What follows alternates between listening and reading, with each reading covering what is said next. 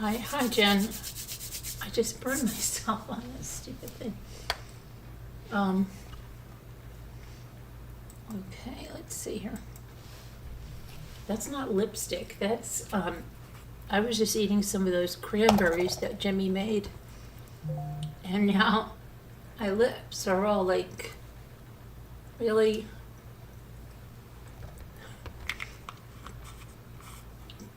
cranberry color.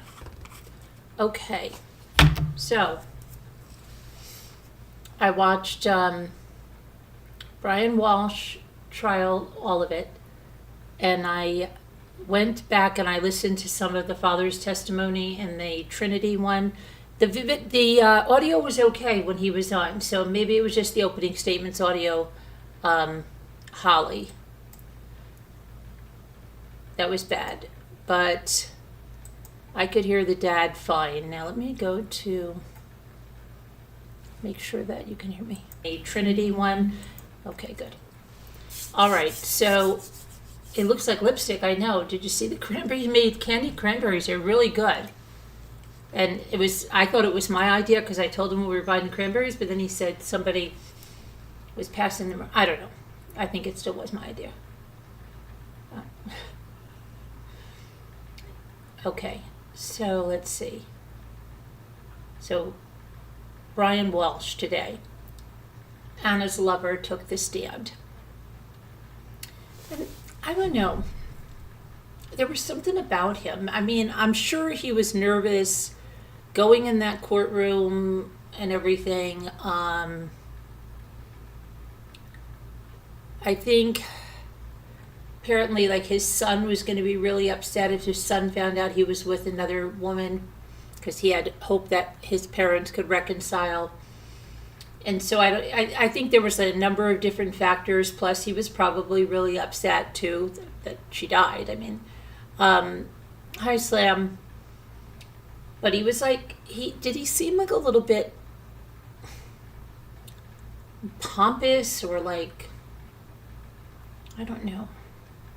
There was something about him.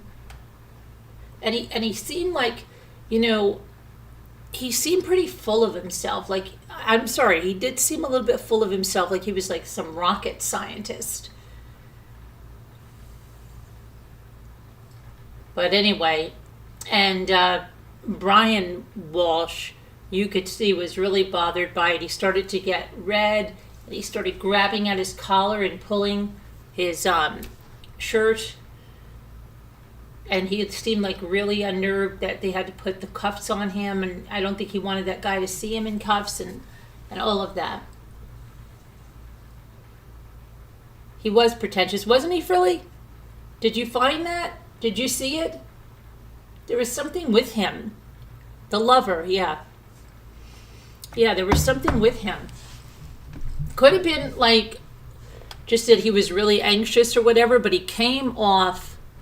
He didn't come off like that. He came off pretentious, pompous, a little full of himself. Like he didn't come off like, do you remember Jeffrey Lacoste? He didn't come off like that. He was just really, I don't know. Hold on a minute. I got to put my phone on the charger. Yeah. Did you find there was something about him, right? There was something weird. Something was up with that. I don't know. It could be that, let me see. We're going to go on almost 3 years, right? So could it be that he's got a new girlfriend, or, you know, he didn't want to be put in that? I don't know. I don't know. But anyway, yeah, I'm back. Something was up with him. And so what did he say? He just said that he met her through a mutual friend. He sold her the townhouse. That Brian Walshe he couldn't go. Brian Walshe couldn't leave. Okay, he had a freaking ankle monitor. He had this federal case, and the The lover said that, look, we got serious pretty fast. Okay, we went from confidants, from friends to confidants to having an intimate relationship. And they even went to Ireland together before she went to see her mother. Yeah, right. He stopped dating other people, right? Then they were an exclusive. They became exclusive. Wasn't it in the summer? They were exclusive in the summer of 2022. And he said that he never spent the night at her place, but she spent the night at his. He never met her children. He never met her husband. He spoke to Brian on a conference call when they were talking about the the townhouse. The townhouse was 4 stories. It had the garage level, it had the parlor level, and it had 2 bedroom levels. I believe that's how he has that, right? And that he arranged some yoga stuff. That was funny too, right? He arranged this yoga, I don't know what, event. And he said that Anna loved to stay in shape, and the first thing she did is make her home gym. I know it's freezing, right? I know it's 8 degrees now. Let's not talk about it, please. So, yeah, she put a home gym in there, and she liked to work out. And he did comment on her social media, Instagram, and things like that, in his name or whatever name his account was in. But she's like, did you just put general things like nice pic, looks great? Yeah. You're at the landlord part? The landlord part. Oh, yes, okay. I know what you mean. So, let me see.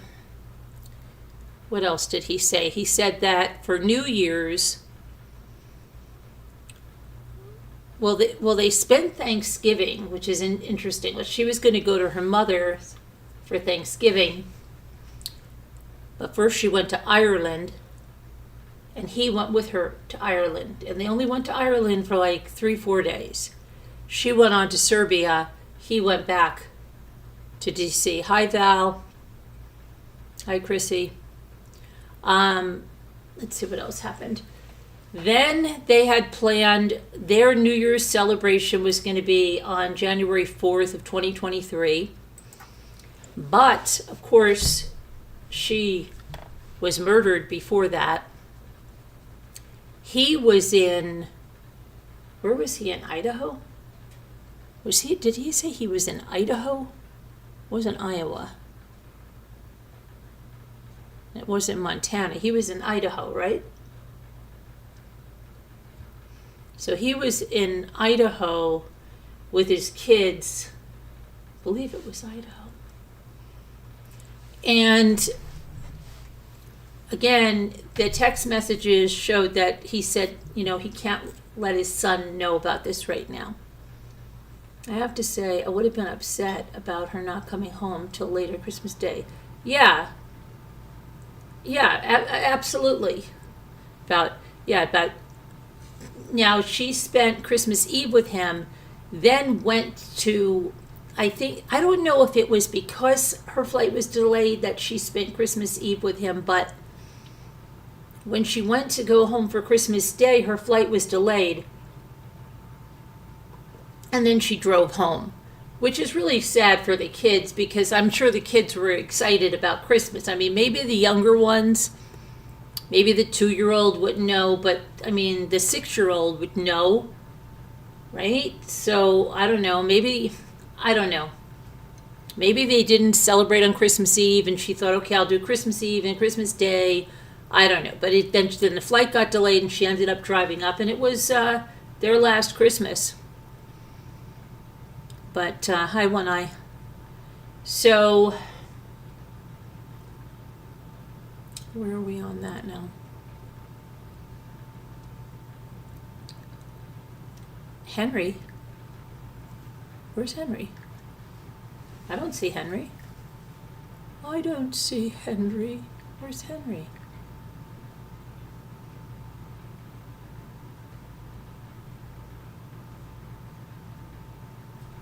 Henry.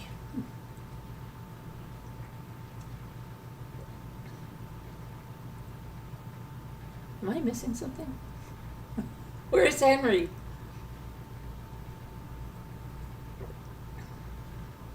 Hi, Henry.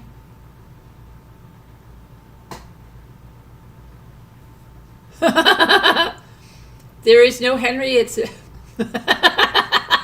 you do that. That's like me. Oh my goodness, Val. I do the same thing. Anyway, 4,800 to. Okay, so wait, you're on. That's yesterday's, right? You're not even on today's, Jen. It was 5,000. 4,800 was a break. Yeah.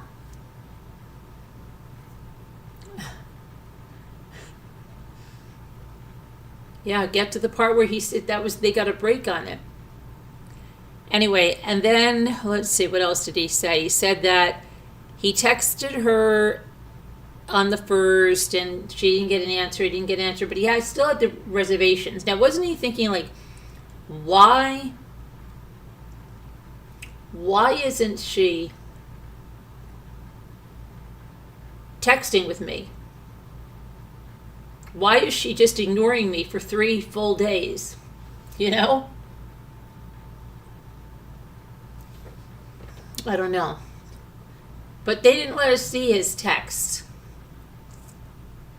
And he provided the text to them, which is interesting. So anyway, and then he admits that he deleted texts because he said embarrassing things and stuff like that. So that was a big part of today. And then they had some talk about, oh boy, what they do today. What they have on today? They had somebody that talked about the school, his demeanor, meaning Brian's, when he dropped the kids off at school and stuff. Oh, you're trying to catch up? I know, you just have to leave it on. You gotta leave it on throughout your day. That's what I do. He said he called from around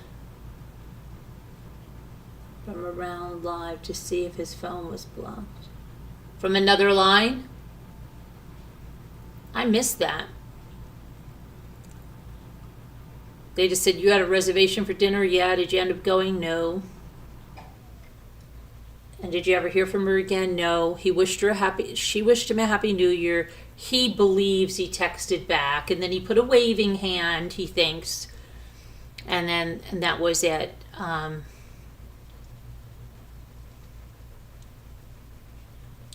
But that she wasn't planning on telling her husband anything, and he said a lot of the things that she confided in him was about the legal battle with her husband.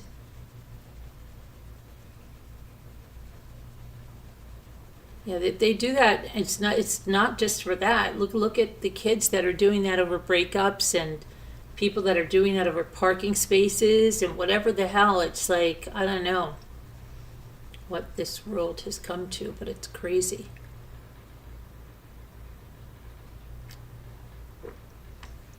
So, what else was today? Then you had that other woman that came on. She sounded mad as hell, didn't she? What was she, the other landlord of one of the other properties? Talking about which way in, which way out. I was listening to her, but she was like, this is Much Ado About Nothing. That really wasn't that interesting at all.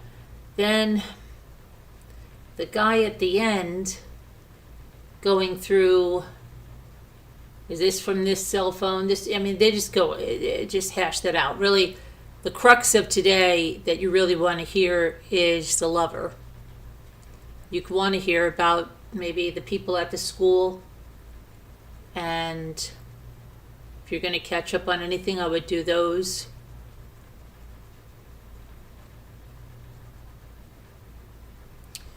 But in the other case, I told you I listened to the father from the day before, but the prosecution rested, so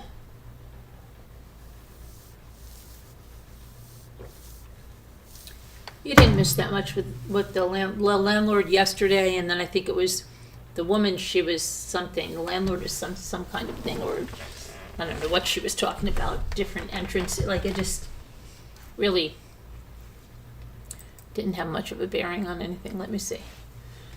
Okay.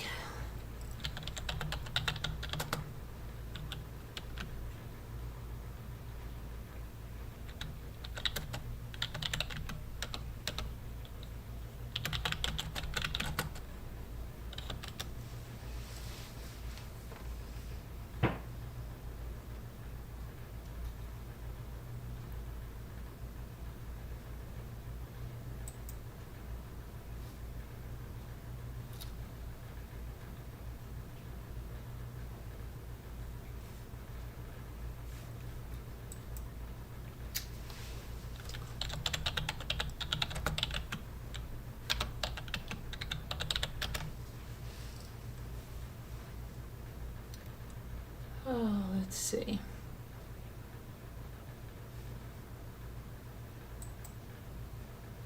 So let me see. At the end of day 3, Trinity, she showed some visible, oh my gosh, I can't even speak, visible emotion. But then she started laughing at the end and smirking. It's crazy. Now tomorrow is closing arguments already, so they could have a verdict tomorrow.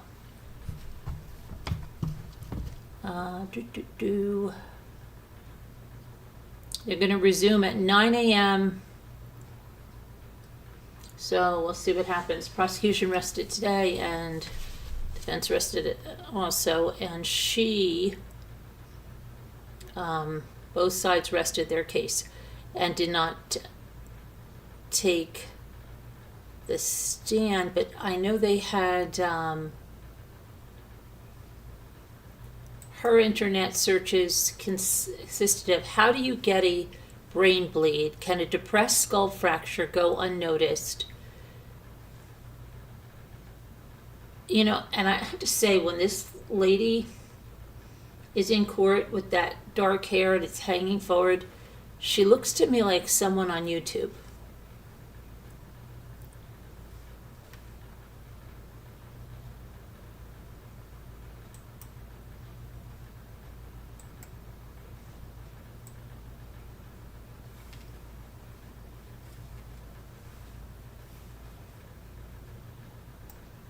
Like that. She looked to you like anybody on YouTube?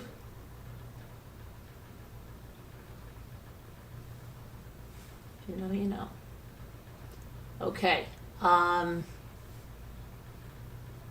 Anywho's.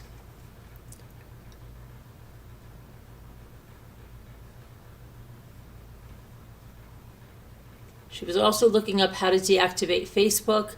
While she was at the hospital and even sitting at the police station, she was searching things about babies and infants' brain bleeds, what causes brain damage,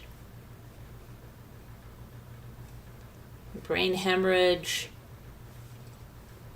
Yeah, great stuff. So they're going to do their closing arguments tomorrow, and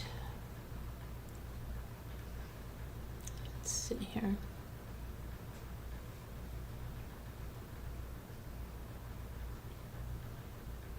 We know about the horrible text she sent to her roommate.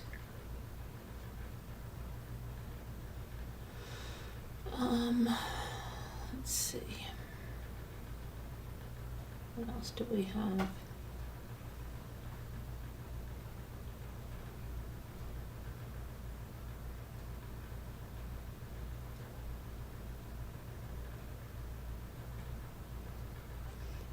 What do you think? There's people that are worried she's going to get off. I don't think she's going to get off. I think she's going to be found guilty.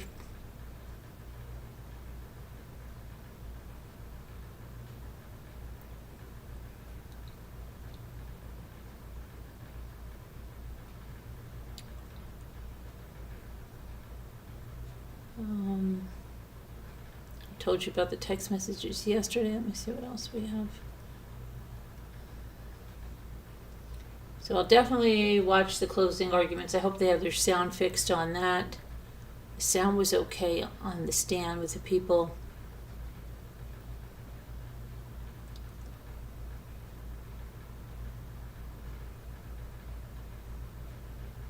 But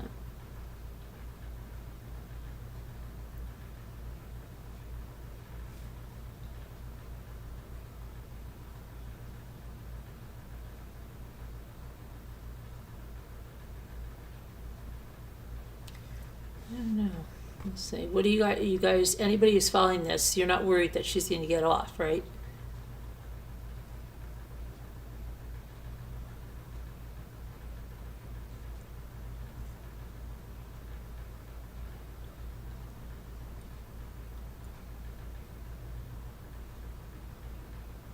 They had a doctor yesterday said that the little toddler suffered serious head injuries.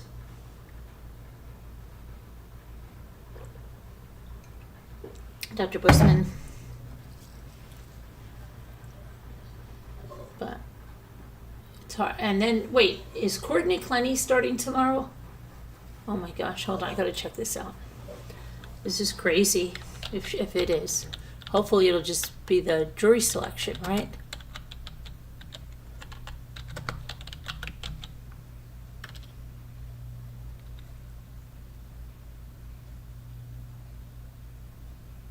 Oh, wait a second.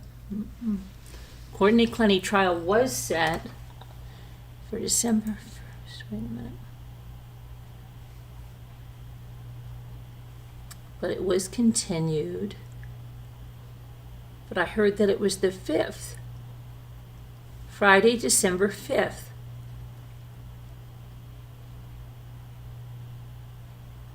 Oh, a bond hearing. So she's not going to trial yet. Oh my gosh, okay.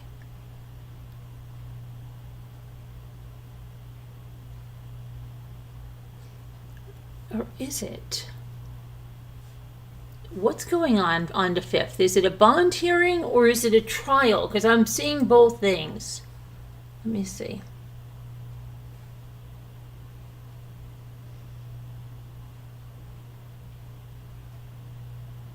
I hope Abuelita's okay. She had that big test on the 2nd. Abuelita, I hope you're okay.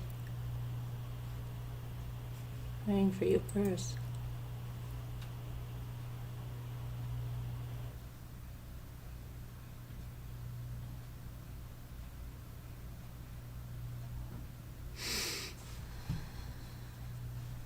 I don't know.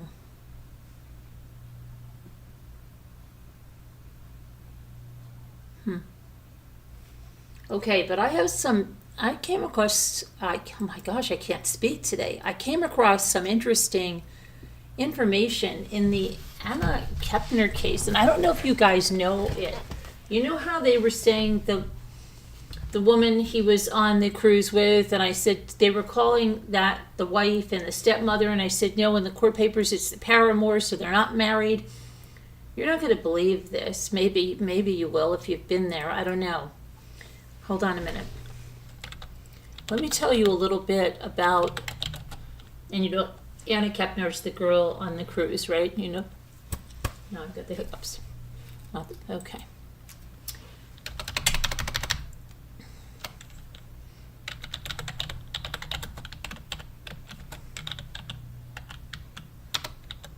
Okay.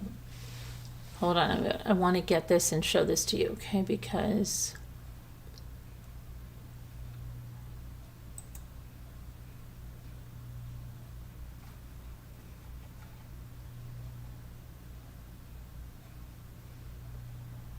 all right.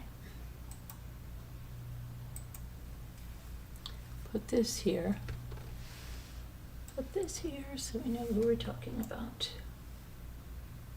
Okay. This is going to blow you away when you hear this. If you haven't heard it, if you've heard it, it won't blow you away because you know it. Okay, but it blew me away today. So, Anna Kepner was born June 13th, 2007. She was born to her father, Christopher Purcell Kepner, and Heather Marie Wright. They divorced when Anna was 5 years old in 2012. Anna was raised with the help of her longtime stepmother, Tabitha Lynn Harper. Okay, that's not the woman he's with now. She became a central parental figure throughout most of Anna's childhood. Anna attended schools in Titusville. She began Titusville High School. She was a varsity cheerleader. She transferred to Astronaut High School. She later joined Temple Christian School, where she completed her senior year. And now here's the thing, okay?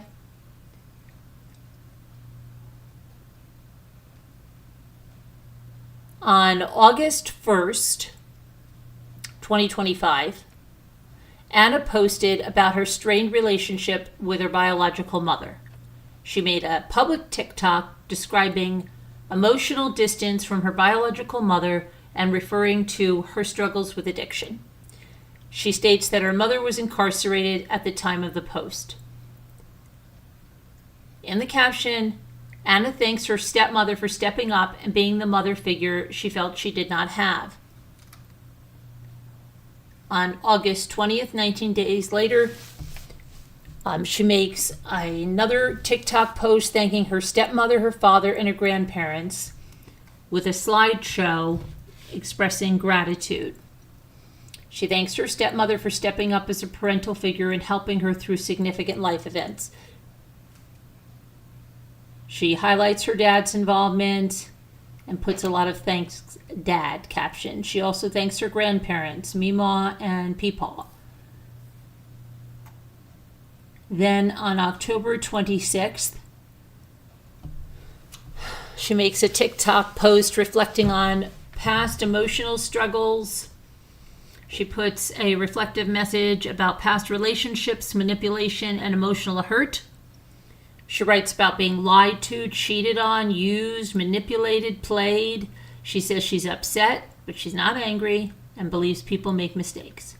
She says the experiences helped her understand what she does not want in her life. She hopes that others will learn from their behavior so they don't treat anyone else that way. Then, November 2nd, 2025, they departed on that Carnival Horizon cruise. They were going on the Carnival Horizon. They were leaving from Miami for a 6-night Western Caribbean cruise. The ship departed at approximately 3:30 p.m. and was scheduled to return to Miami on November 8th. So they began with their ports: Ocho Rios, Jamaica, Georgetown, Grand Cayman, Cozumel, Mexico. Anna was sharing the Carnival Horizon stateroom with two younger siblings, described as her 14-year-old brother and her 16-year-old stepbrother. So November 3rd, they had a day at sea. There was no port stops. They remained on the horizon, and it was going to Jamaica. November 4th, they arrive at the port of call, Ocho Rios, Jamaica, and they depart. They arrive at 9 a.m. and they depart at 5 p.m.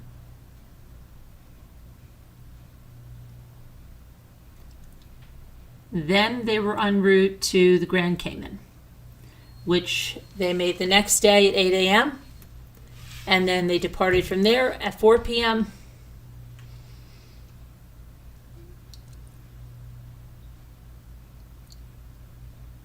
and then they went on to go to Cozumel. On November 6th, they would arrive in Cozumel and depart at 10:30 a.m. and depart at 6:30 p.m. Then that evening, the ship is heading back towards Florida. At dinner, Anna left dinner early, telling the family she didn't feel well, that she was going to go to the cabin and rest. She later returned and joined the family at the casino before going back to her cabin. The two boys returned later in the evening. The younger brother reportedly changed his clothes and left again to take photos of the ship during the Caribbean sailing. When he returned, he did not see Anna in her bed, but he believed she had gone out again with the adults. Surveillance footage reportedly captured Anna returning to her cabin with no footage of her exiting again. November 7th, Christopher Kepner, and see, they're going to say stepmom, but this Chantel, I'm going to tell you, Hudson was not her stepmom. She's the father's paramour, and you're going to hear of only a few months. Yes, months. They gathered for breakfast, but Anna was nowhere to be seen. They started searching the ship, and it was a maid who stumbled across Anna's body when she entered the cabin to service it. That was November 7th. At 11:17 a.m., according to the Miami-Dade County Medical Examiner's Office, Anna's time of death was recorded at 11:17 a.m. on Friday, November 7th. She was still on board the Carnival Horizon, and they had not returned to the Miami port yet. So then they said that the authorities are going to board the ship immediately upon arrival to conduct an investigation. The investigation will take place in the hallway near the stateroom. The guests are required to vacate the room by 7 a.m. on November 8th, the following morning, due to expected noise and disruption. Guests are instructed to report to the Meridian Dining Room Annex and Deck 4 starboard side for breakfast. The Carnival arranged for these guests to debark ahead of other passengers. Then November 8th is when the Carnival Horizon docked in the Port Miami. Federal investigators from the FBI took the jurisdiction of the investigation.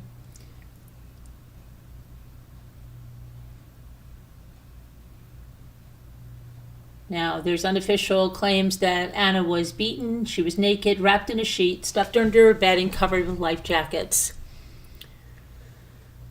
And then we know about the emergency motion for temporary relief that was filed by Thomas Hudson, who is the ex-husband of Chantel Hudson,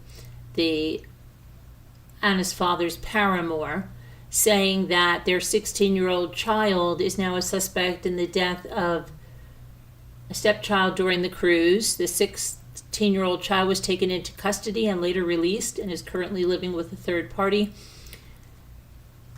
The adult child of Thomas and Chantel reported a violent altercation involving himself, his mother, and Christopher, her paramour, Anna's husband. Anna's father, sorry. Thomas alleges Chantel denied his parenting time, that's her ex-husband, and placed the children at risk.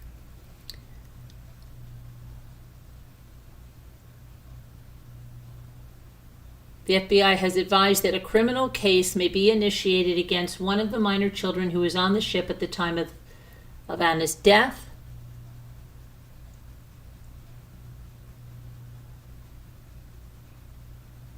So let me I want to go to the documents here because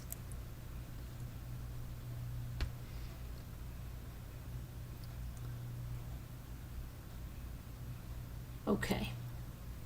So she was born in 2007. Christopher was married to Anna's biological mother, Heather Wright. They got married in the state of Florida. And let's see if we have a date on when did they get married. June 24th of 2006. And Anna was born June 13th of 2007. In December of 2008, there was a S violence injunction filed against Christopher Kepner and his father. That was Anna approximately 18 months old, and that's when Christopher was married to Heather. On December 18th, that injunction was dismissed after a hearing. 2008, a relationship began between Christopher and Tabitha L. Harper. Now that is who she considers her stepmother, because Tabitha was in her life from 2008 until their divorce. So, but there were issues even with this, okay? So court filing shows that Christopher and Tabitha formed a household and shared minor children by the 2010s. But there were multiple domestic filings in the 2023 divorce case. So, they were together for approximately like 13 years or so, okay? Now,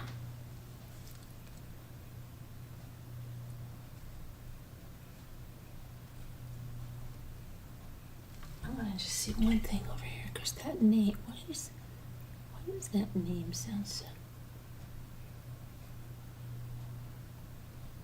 Hudson Harper, okay. All right. So Kevin Scott Harper, Tabitha's father, was arrested after an incident involving a juvenile female. According to the arrest affidavit, he attempted to force a juvenile toward his vehicle, resisted law enforcement, and showed signs of significant intoxication. Search warrant was executed 3 days later to collect evidence from his vehicle. The defendant, Kevin Harper, witness list included Tabitha Lynn Harper, who was 18 at the time, and Christopher Purcell Kepner, confirming their involvement. That was in 2010. So she was quite young.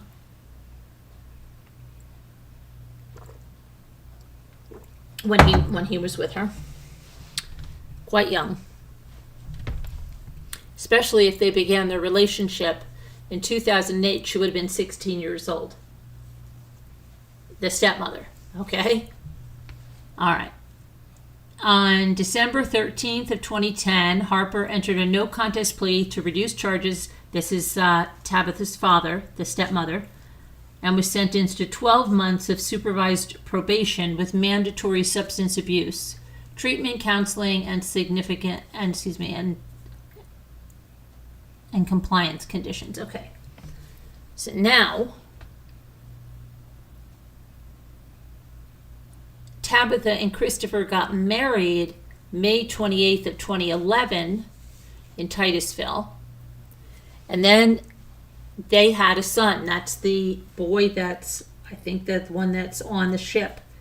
Because he was born, let me see. Yeah, in 2011, September 22nd, 2011, they have a child together. So for much of Anna's childhood and her teenage years, she resided in that household with Christopher and Tabitha and her younger brother by another mother, same father.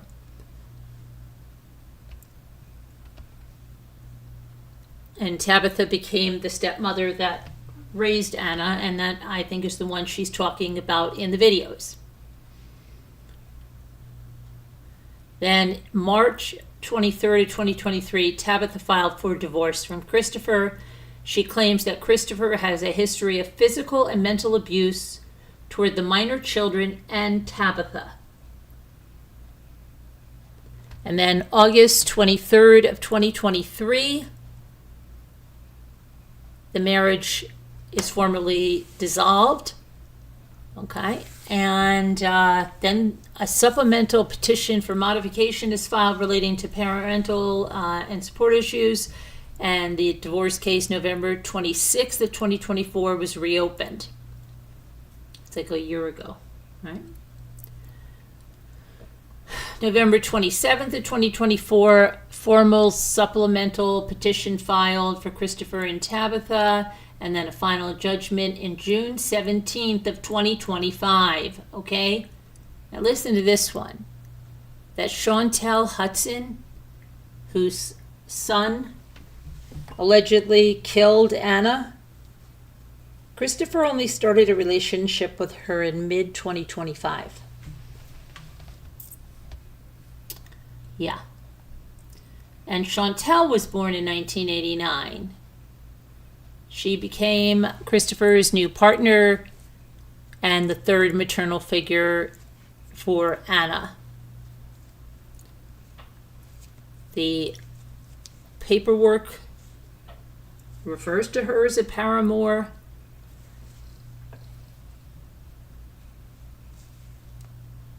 And they all went on that cruise together, and we know what's happening.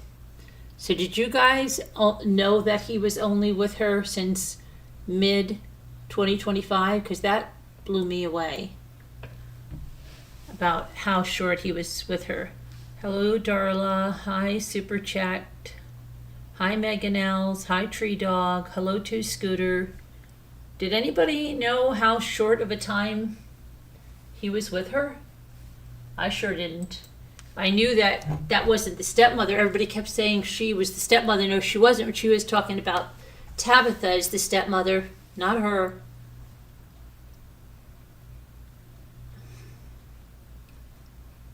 Did anyone know he was only with her since mid 2025? Anybody anywhere? Anybody anywhere?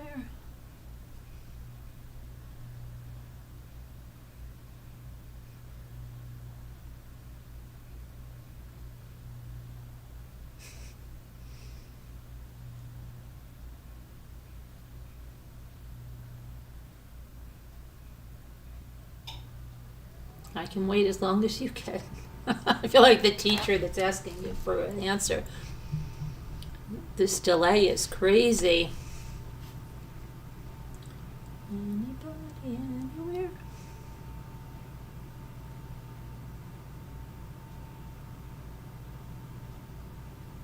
Okay.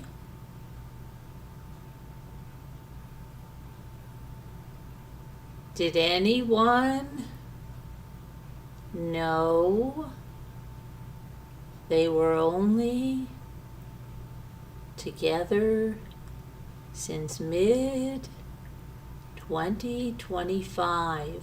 Anyone? Scooter? Did you know? Did you get your Grinch meal? Did you get your Grinch meal?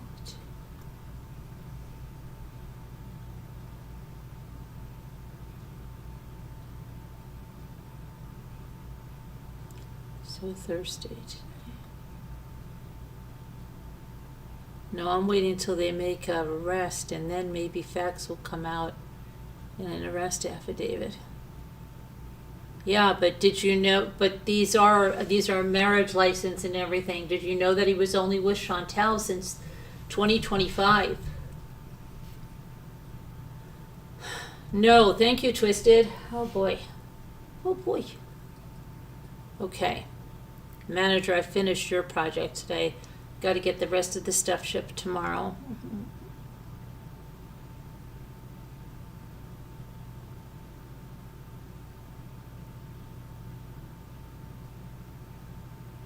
Where, Jen?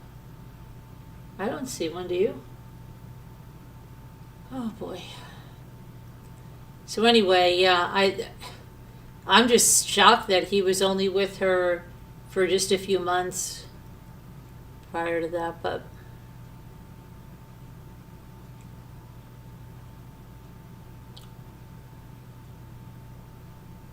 and why are they calling him a stepbrother? He's not a stepbrother. That's a paramour. What's going on? Somebody must be seeing something I don't see. So if that's a paramour, that's not a stepbrother. Okay? It's not. It's like they've gone crazy with everything they're doing. Okay, now let's see what else is going on.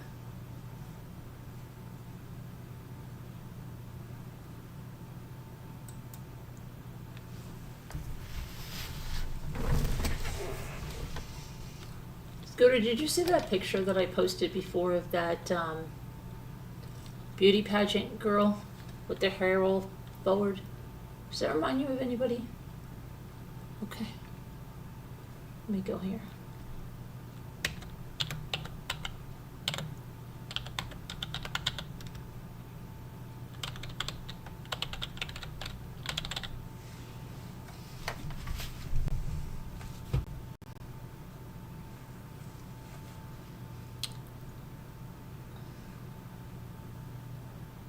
Okay, so there's a couple of things here now.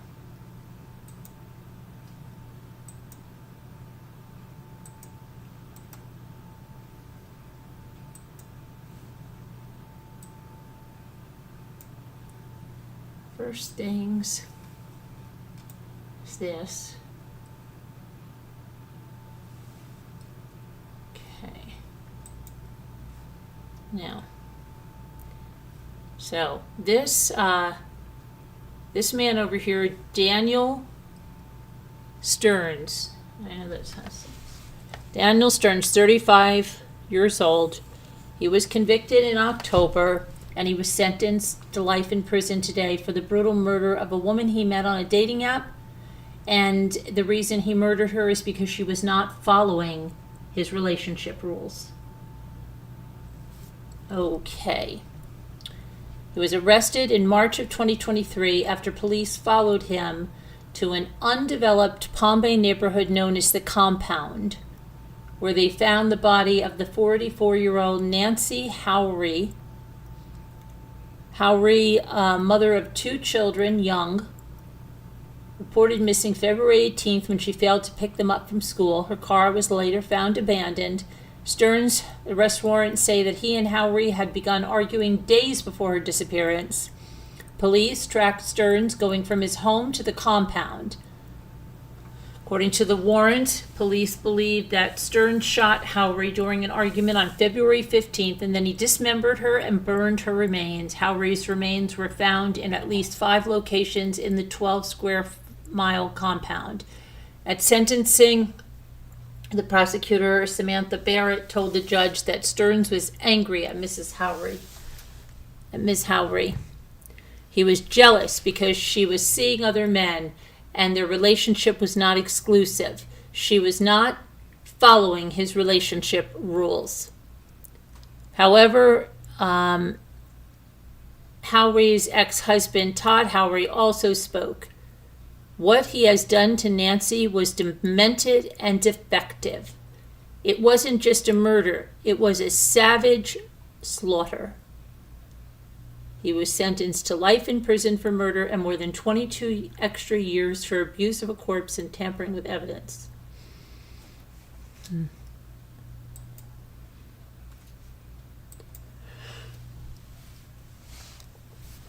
Okay, and then we have, I know that people have been seeing this a little bit on social media. I wasn't exactly sure what it was, but following some trials, but let's see. Georgia man has been indicted. Get this, hold on, let me get it. This guy right here. Picture, please.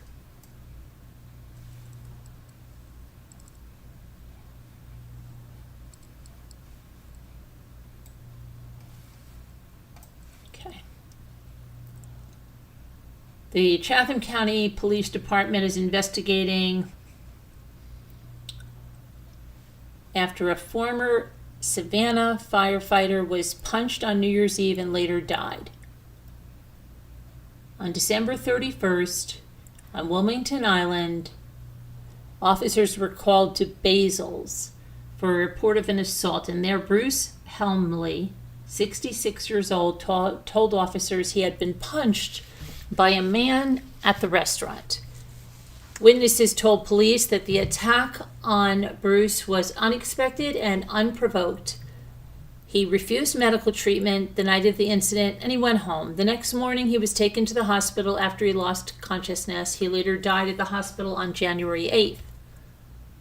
On January 2nd, police arrested 19-year-old Charles Alexander Jacobson Teeple IV in connection with the punch that targeted Helmley.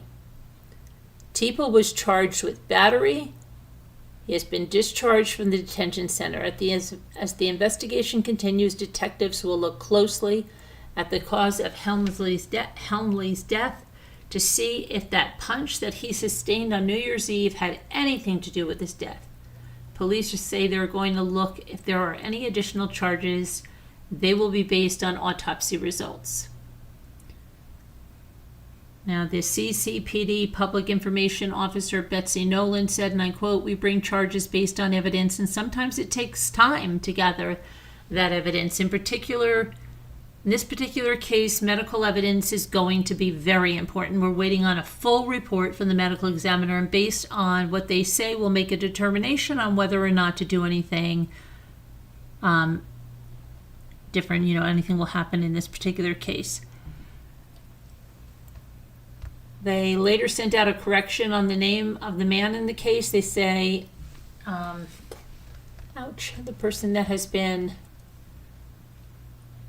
arrested is Charles Alexander Jacobson Teeple IV, not Charles Teeple Jr., which was previously released. So if you read a previously released article, then know that it's wrong.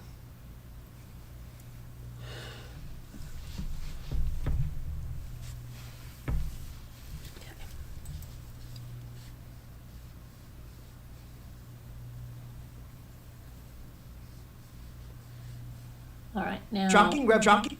Oh, be quiet, these stupid ads. Shut up. Oh my gosh, what is with this? Everywhere I go, there's these pop-up things. My own videos, this is ridiculous. Scooter's gonna be like, "Get premium." No, I'm not. Okay. Look over here. I'm getting thirsty. I may get a seltzer.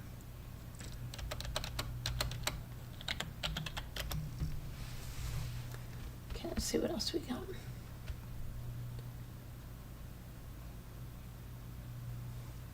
California's getting pretty brutal.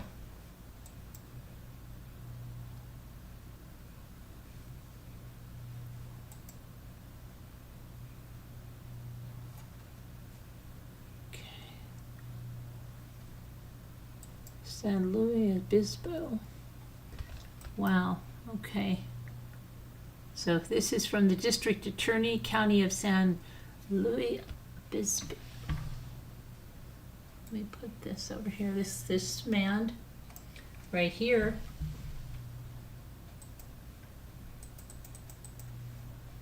District Attorney Dan Dow. This is a press release.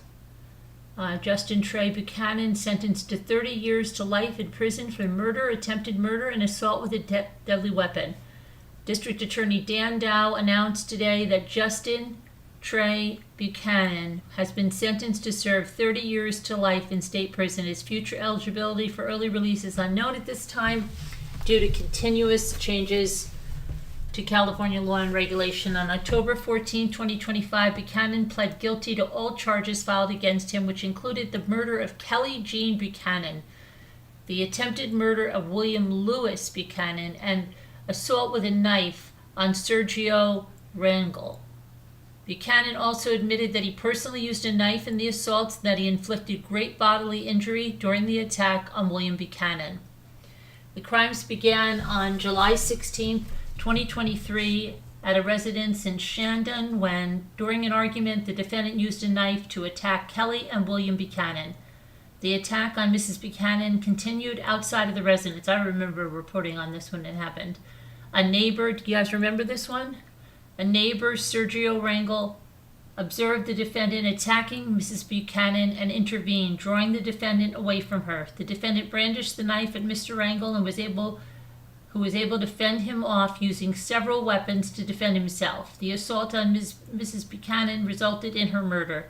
Mr. Buchanan was severely injured in the assault. Mr. Rangel was unharmed. The tragedy of family violence leaves a lasting effect on the entire family, said District Attorney Dan Dow. While this sentence will not bring Mrs. Buchanan back, it serves to punish the killer and to send a strong message that we will always hold offenders accountable to the maximum extent we can under California law. Now this was his grandmother, I believe, right? Grandmother and grandfather.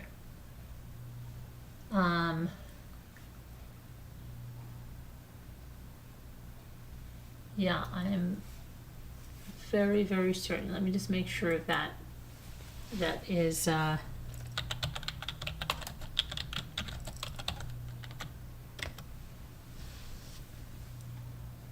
stepmother, excuse me, stepmother and father.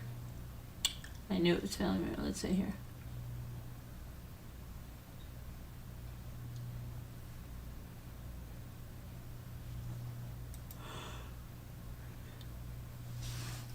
Stepmother and his dad, right?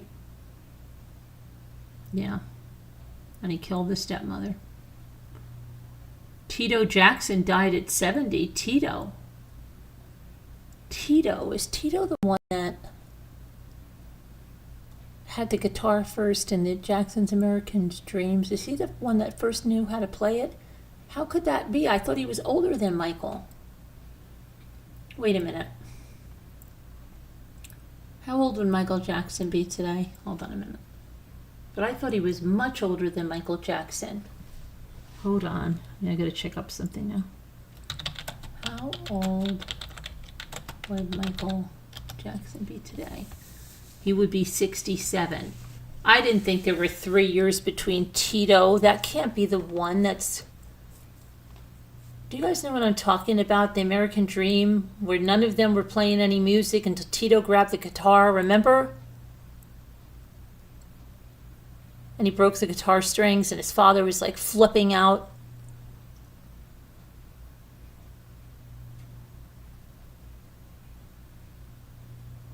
There's no way Michael was 3 years younger than him. There was a whole bunch of kids older. It couldn't have been Tito. Was it Tito the one that grabbed the guitar?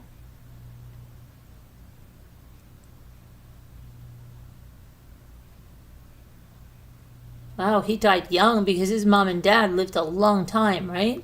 Isn't I think the mother's still alive, isn't she, Catherine?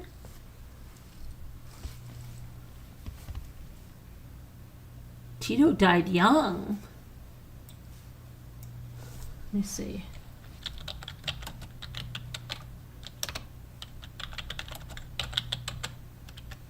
He died of a heart attack, I think. Let me see. Tito Jackson. Oh, wait a minute. Why would that say that? He passed away last September. But still, that doesn't make sense. He would be 71 then, only a year older. It doesn't make sense that he would be 4 years older than Michael.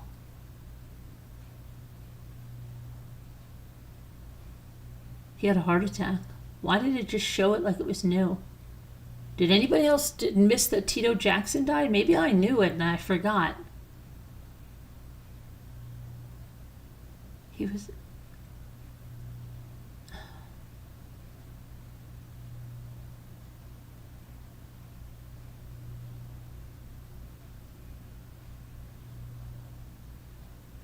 Yeah, I wonder. He just looks so much older than Michael in those videos. Okay. All right, back to...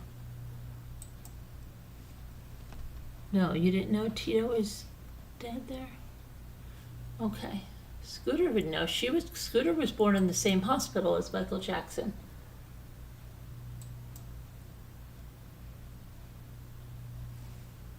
Okay, now... Let's see. That's her claim to fame.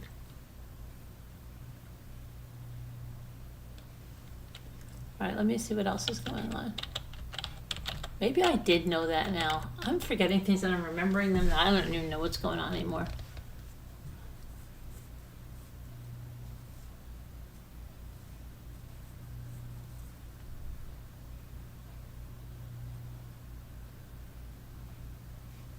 So what else is up?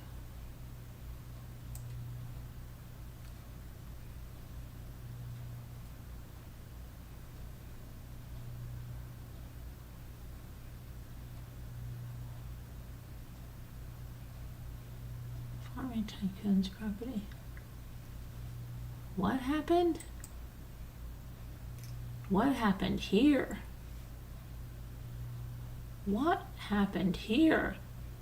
California farming tycoon's property searched after wife was shot and killed amid divorce. Kelly Ann Abate was found dead from a fatal gunshot wound in November. Police are investigating the properties of a California farming tycoon when his estranged wife was shot and killed in November amid ongoing divorce proceedings. On Tuesday, December 2nd, detectives with the Navajo County Sheriff's Office in Arizona served search warrants on the home of Mike Abate in El Centro, California. Several other properties associated with Mike are also to be searched. The NCSO shared in a press release. Hold on, let's get this press release. Let's get the press release.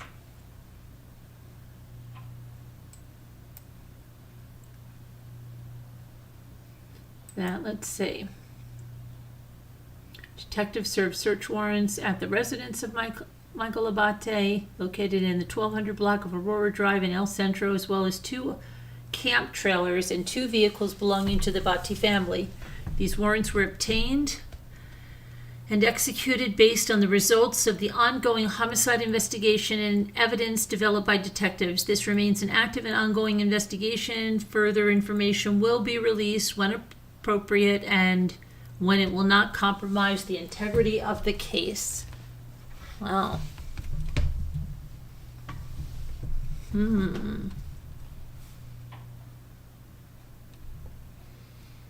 Craziness.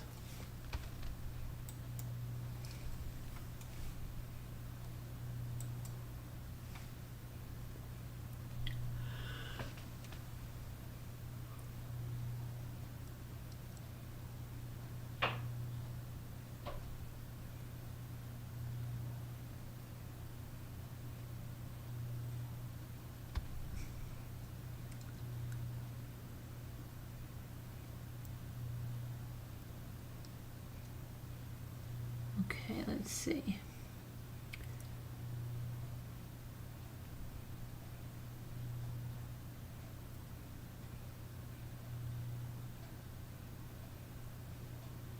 I think that, let's see.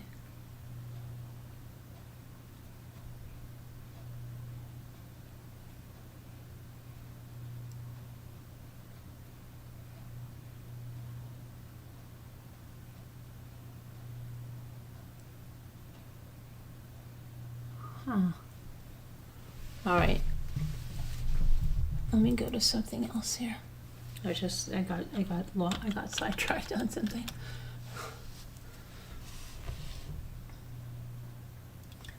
Boyfriend charged for leaving girlfriend to freeze to death on a mountain.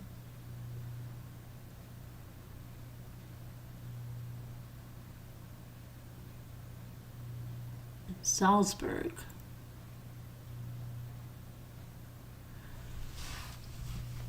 Prosecutors allege that the man, an experienced mountaineer, abandoned his 33-year-old partner for over 6 hours in the deadly cold while he sought help. The woman was reportedly left unprotected, exhausted, and hypothermic, and she was wearing gear that was considered unsuitable for high-altitude climbing. The couple started their ascent 2 hours late and lacked proper emergency kit.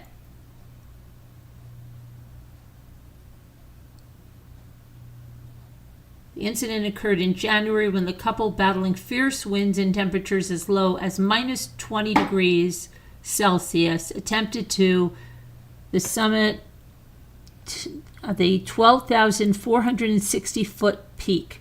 The woman, a novice climber from Salzburg, began to struggle just 165 feet from the summit. Wow.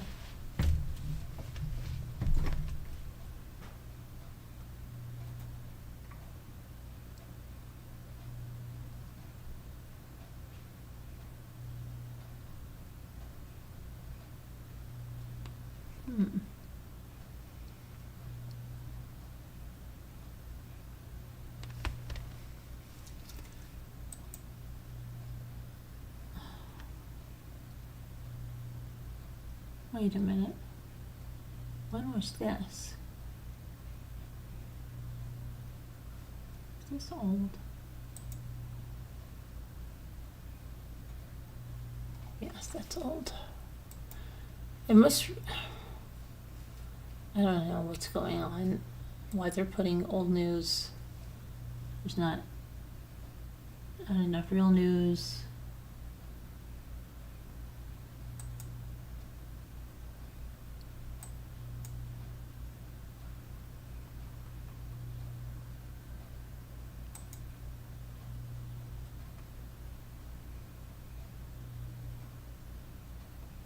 What?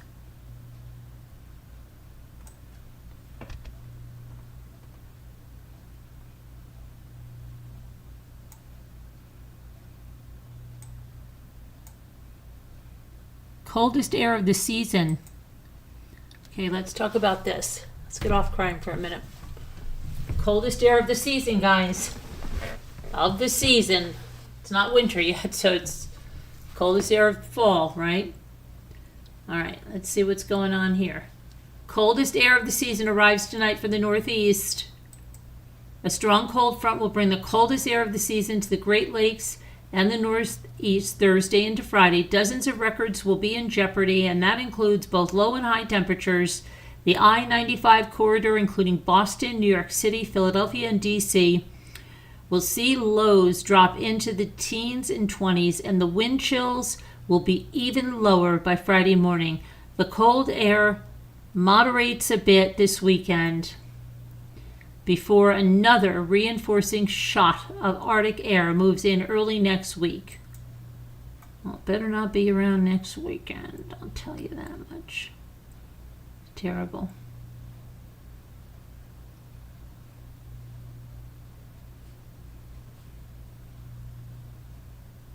And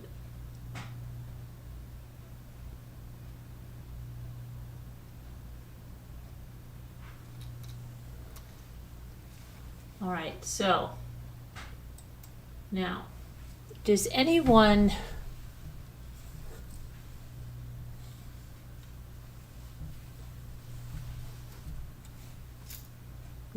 have,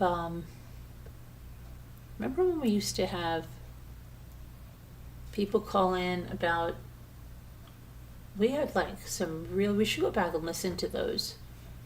Like when Sunny Bunny called in and that other lady called in and they were like abducted and stuff. They had like incredible stories. So I don't know that Sunny Bunny was abducted, but a lot of people were. And then we had, remember had that one, what was that, Aries girl or something? She had a horrific story. Remember with the, oh my gosh, with the, terrible, but people would call in with this stuff. And remember even,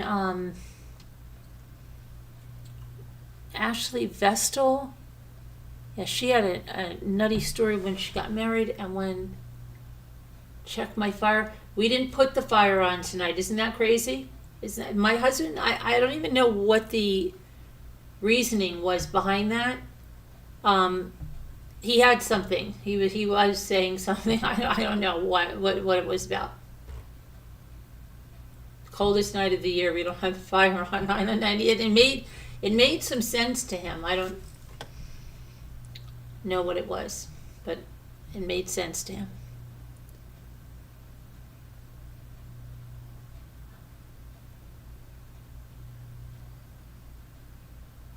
Does anybody want to call in with a story of something that's happened to them?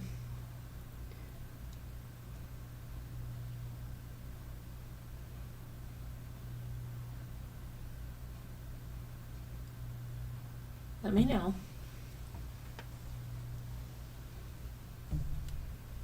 Let me know if you do.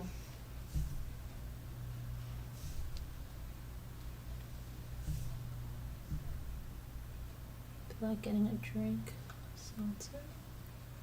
Feel like getting a drink of seltzer. Scooter, did you get the Grinch meal?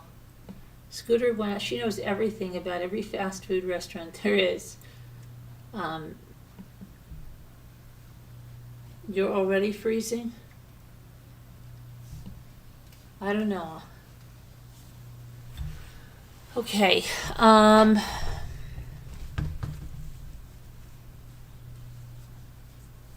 So yesterday we had a movie night. Those of you that didn't come, you missed it. Those of you that came, you didn't.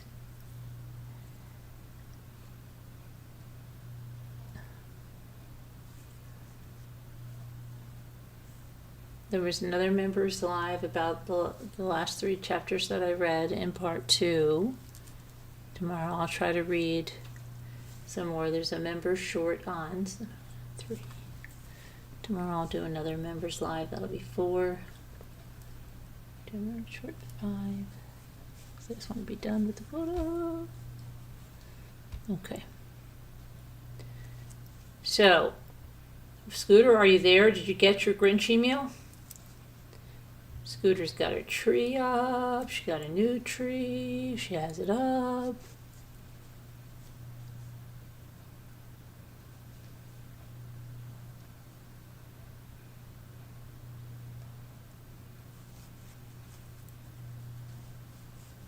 Burger King has a SpongeBob meal. Oh, SpongeBob. SpongeBob. Okay, so what would you like to do? Let's look at, well, if you're not going to interact with me, I'll interact with you. We'll take a look at some deals. Then I can at least do a shopping tags and get some credit. All right, let's see what's going on. Let's look at Target.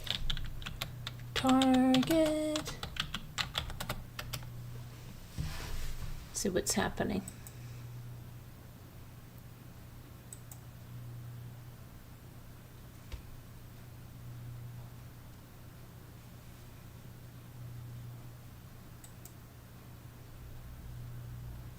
I didn't go in. I gotta go tag my crap. I gotta do that tomorrow.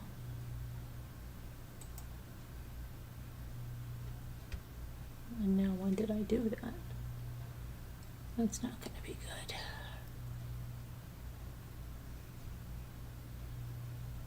All right, let's see what they've got, okay?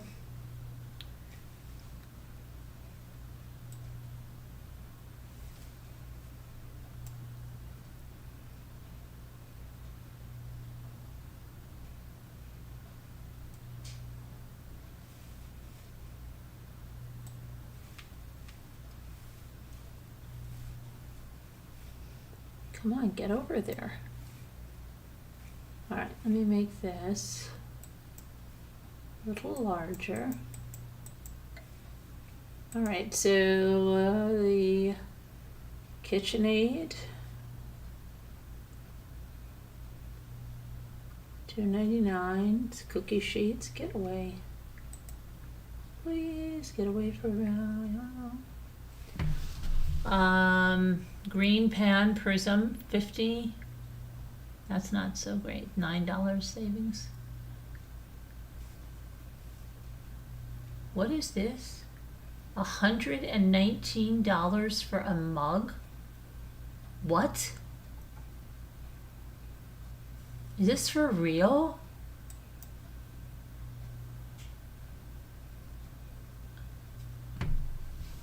Ember mug. 14-ounce temperature control smart mugs. Ceramic stainless steel drinkware for hot beverages. Seriously? $119? And it's not even cute. What is this about? A smarter way to drink coffee? Honey, my coffee's 137 degrees. What? Consistently hot coffee.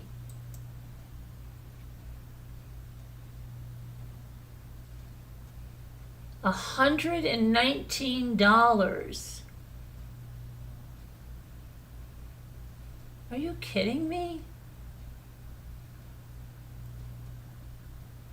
What little vacuum, Darla? The shop one? That's crazy.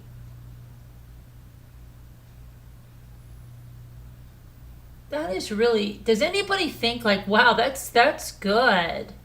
I'm going to get a few of those. Oh my gosh. I love mugs, and it's my vice, if you will. But $119? Yeah, okay. I'll heat it up in the microwave if it gets cold. Wow, that's crazy.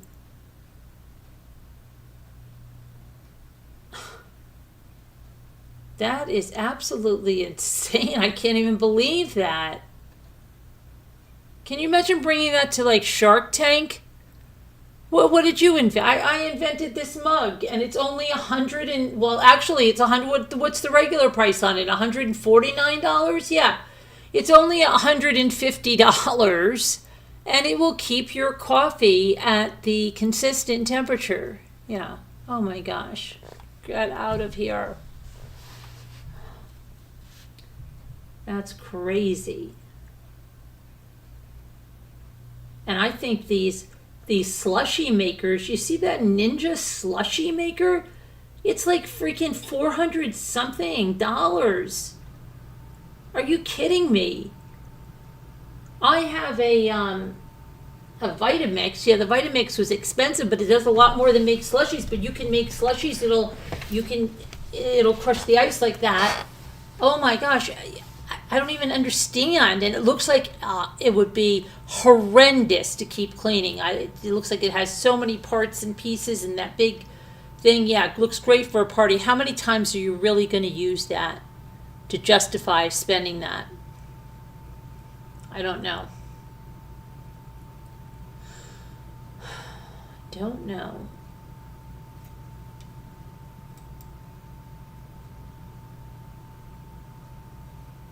That's a big savings. $229 to $99. Cuisinart air fryer toaster oven.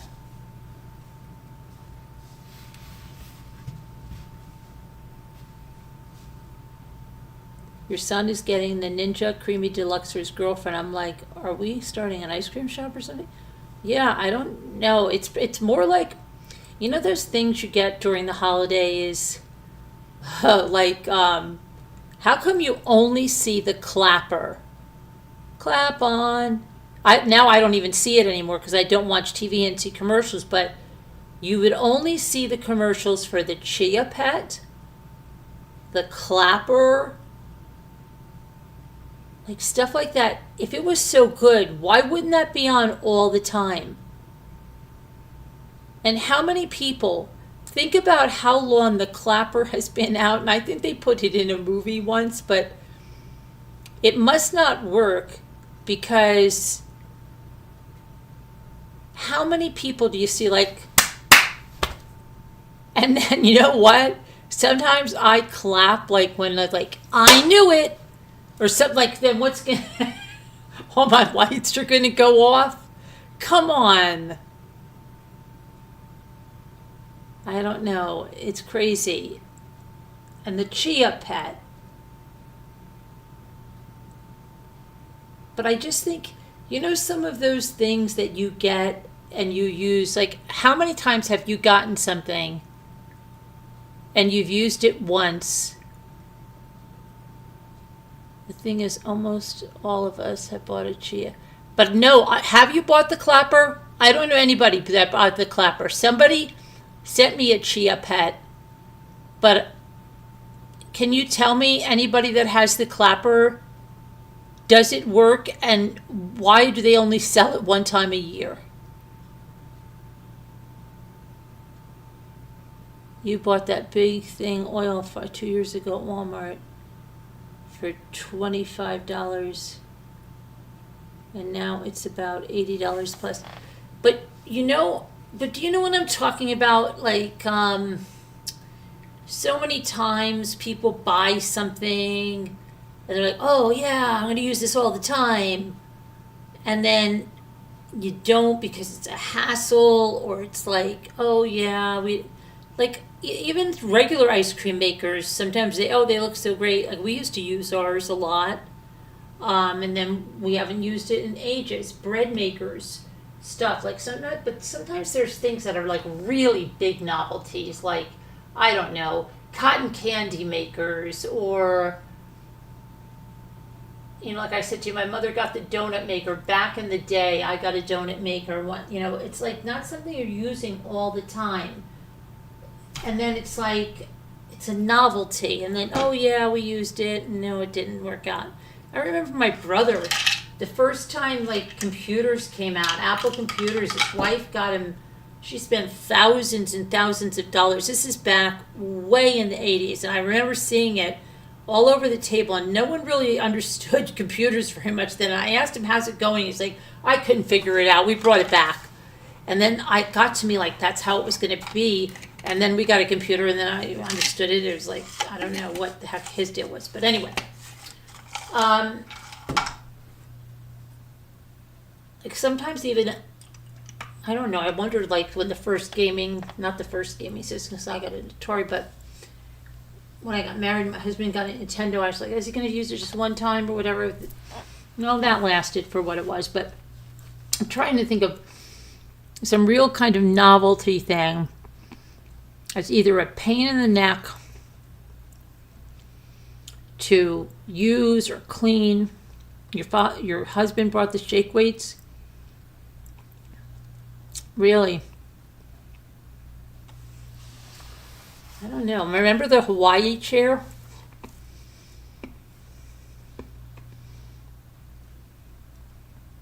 So this is the Ninja.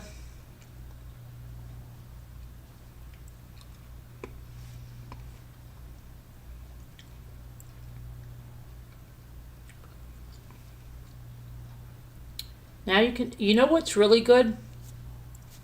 I'll tell you, and I had one back in the day. The Yo Nanas. Have you ever had Yo Nanas? You could turn any frozen fruit into ice cream as long as you put frozen banana. Listen to me. I did a thing about it on my blog years ago. They sent me a Yo Nanas machine, but this is the thing. It was really good. It was really good. It wasn't hard to use, and it wasn't hard to clean. And do you know, I don't know why, we had really small kids at the time. Why didn't we use it more? Well, I don't even know where it is now. But guess what? When Rosemary D'Alessandro came up here, and they got an Airbnb, and we went over there for dinner, John, her son, was in the kitchen. And he made this frozen, what you might call ice cream, but it had no dairy in it. It was fruit with the Yo Nanas, and it was so good. It was so good. And I thought to myself, I looked at my husband, he was eating, I'm like, we have a Yo Nanas somewhere. Why aren't we using this? This is so good. But you don't see it. And this one says, turn almost anything into ice cream. You wouldn't want to turn vegetable soup into ice cream. You wouldn't want to turn mashed potatoes into ice cream. Even if you could do it, it's not a good idea. You wouldn't want to turn coleslaw into ice cream. What would you want to turn into ice cream? Tell me. What makes this different than another ice cream maker? What is this doing? Can someone tell me? I'm going to say, turn almost anything into ice cream. Sorbet, milkshakes, and more. Completely customizable for keto, low sugar, dairy-free. Incorporate mix-ins to personalize any cream treat. Simply prep your base, freeze overnight. Okay, I have a Cuisinart one. You freeze the bases. It's a double one. You freeze the bases overnight. You put the stuff in, it spins, and you have ice cream in 30 minutes. Tell me how it's different. We used to make our own mint chocolate chip ice cream there. We even had, like with the mint extra, we used to use it a lot. We don't use it a lot anymore. Why? I don't know.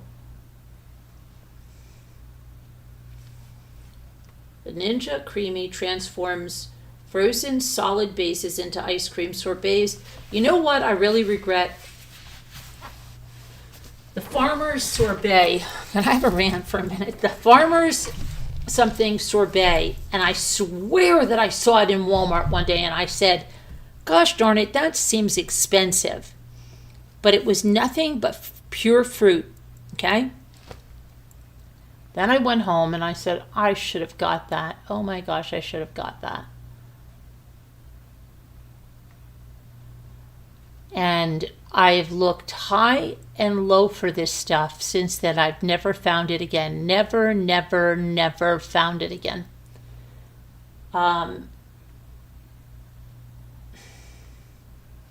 But sorbet I would like to make. But I think I could make sorbet in my Cuisinart thing. So tell me why this is better than that.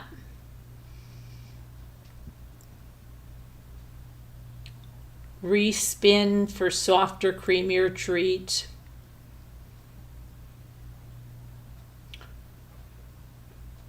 I don't know. What do you do? What are you doing with a milkshake in a frozen container? I don't know. There's a deluxe creamy. What's that going to do?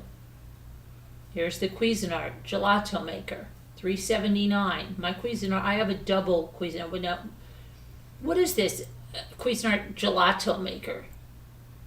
Ice cream and gelato maker.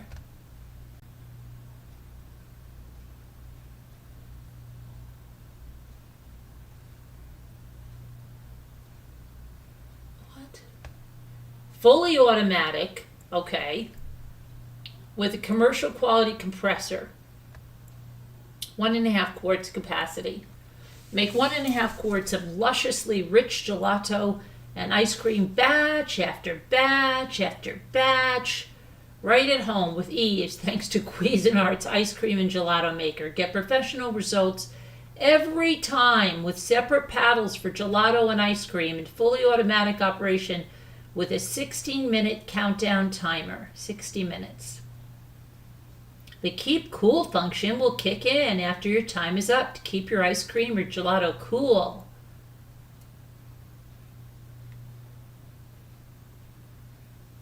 So what does that mean? The commercial quality compressor freezer means it's always ready to go. So this one you don't have to freeze your bowl. It's always will be frozen. Is that correct? And how is that different than the pure indulgent 2-quart frozen yogurt, sorbet, and ice cream maker?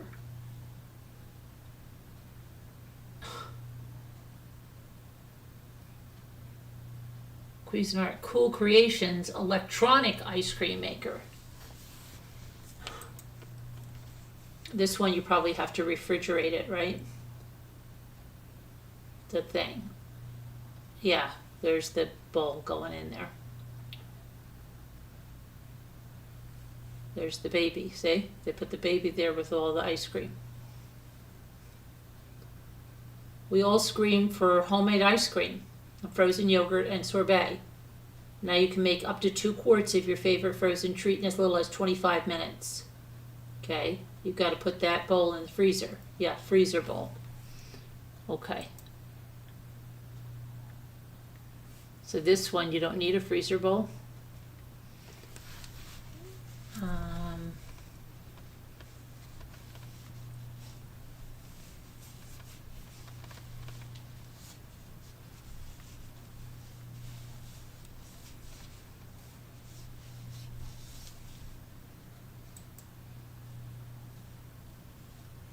Okay, but where's that stupid slushy maker? That's ridiculous.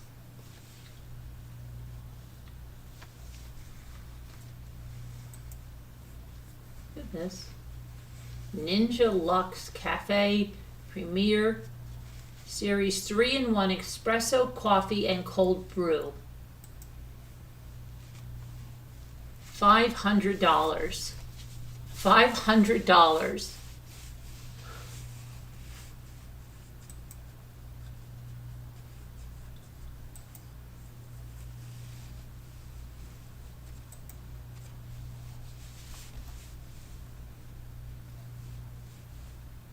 I don't know.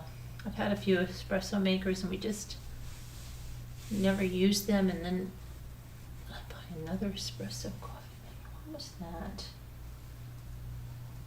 I'm trying to think. Heck, I feel like it was recent because my daughter were there. I don't even know where that is. Doesn't that bother you when you think about something, you feel like it was a few years ago, and then you realize, it was probably like 20 years ago? You don't even know where the freak it is? I don't. But I remember buying this big coffee conglomeration. I don't remember which one it was. I thought it was an espresso machine.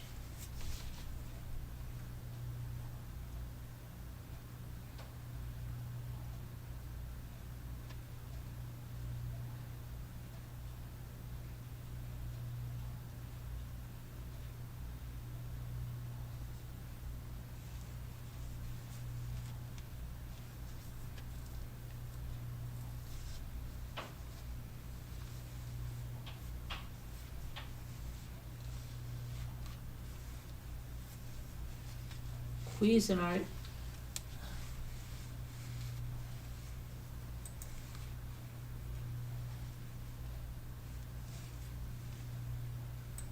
I will tell you, Cuisinart makes a heck of a much better K-cup maker than Keurig does. I don't even want to tell you how many years mine is going, and with Keurig, the machines would break within a year. They would replace them. You'd have to send in the part, but it was always breaking. Knock on wood, this Cuisinart is still going. And they sent me it for a blog review ages ago. That's how long ago it is. Watch it breaks tomorrow now. Even if it did, we've had a great run with it.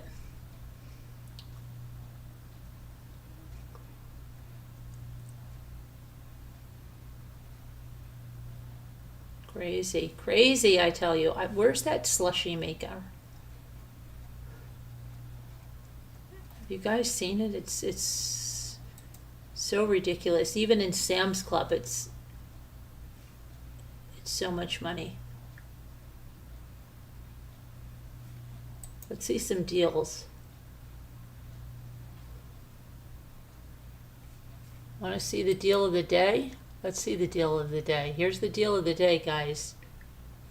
Deal of the day.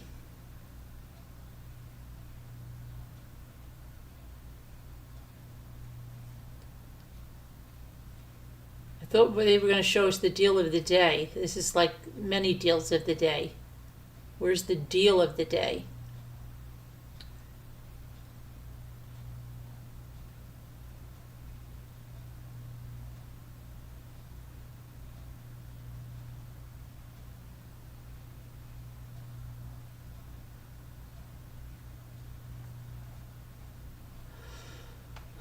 That doesn't look like such. That doesn't look like such a bargain. It really doesn't, does it? 2 pillows for $60. Let me run there. Let me get my money and run to the store. That's supposed to be the deal of the day.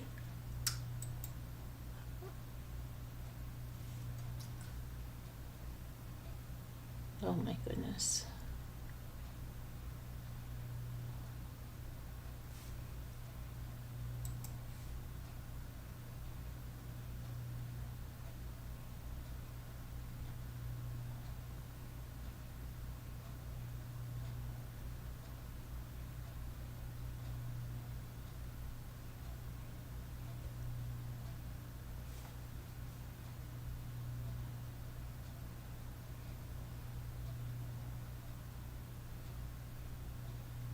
If it's trending, it's here.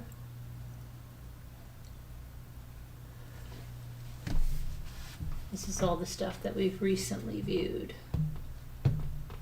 Kids, women's, home, clearance. Let's see what's on clearance.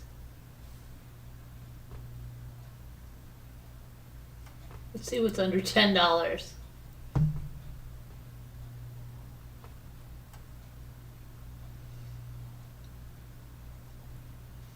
Little pajamas. Carter's just won your baby Thanksgiving turkey. Oh, Thanksgiving, no kidding.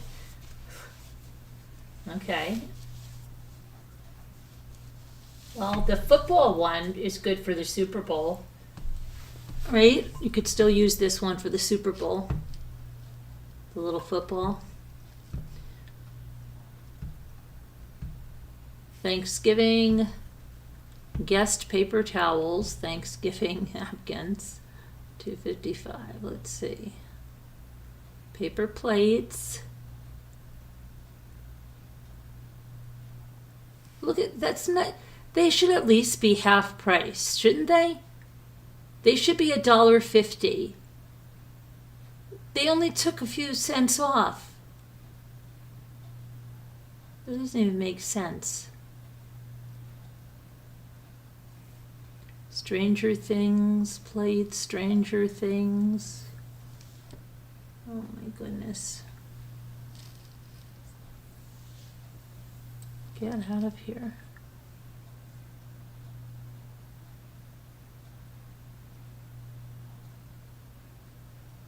Trending under $10. Okay, not too much is trending under $10. Not a lot.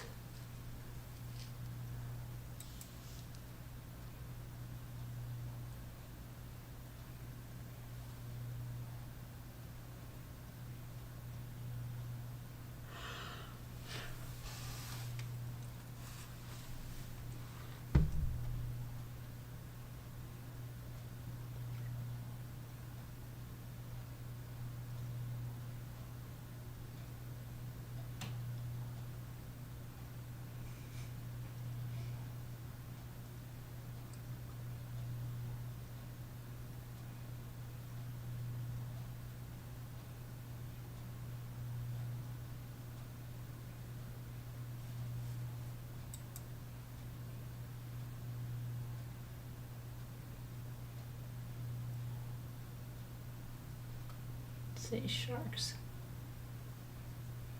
Shark, shark, shark, sharks.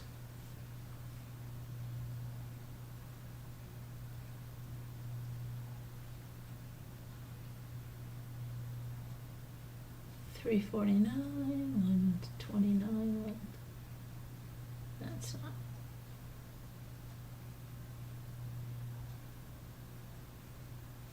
Pet cyclone.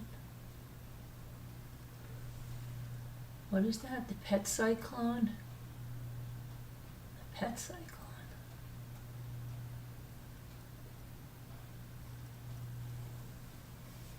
I don't know. There's not that much there going on, huh?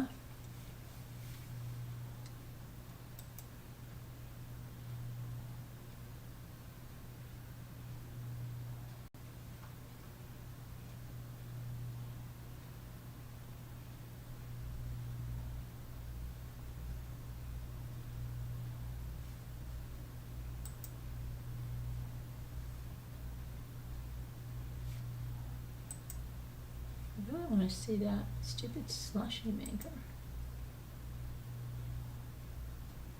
So dumb.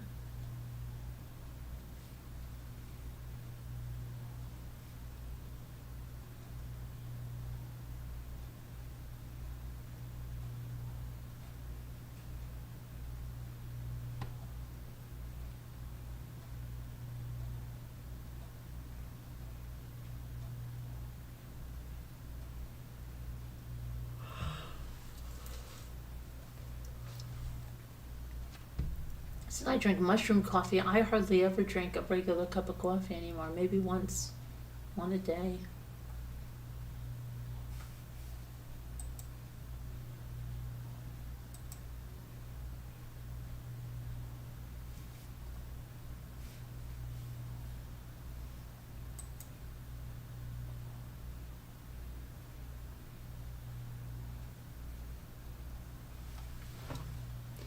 That is like nothing. I can't even think. I knew there was something that I wanted, and I don't even remember what it is anymore. Let me see. What other store is there?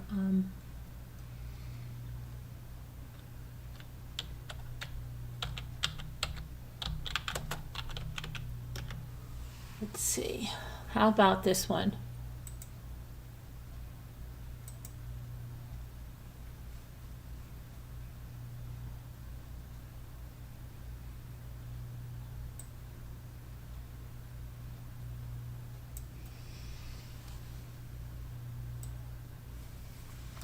You can still call in with a story if you want. If you have a story for us. We need our brave soldiers back. Okay, let's see. Oh, there it is. Isn't that crazy?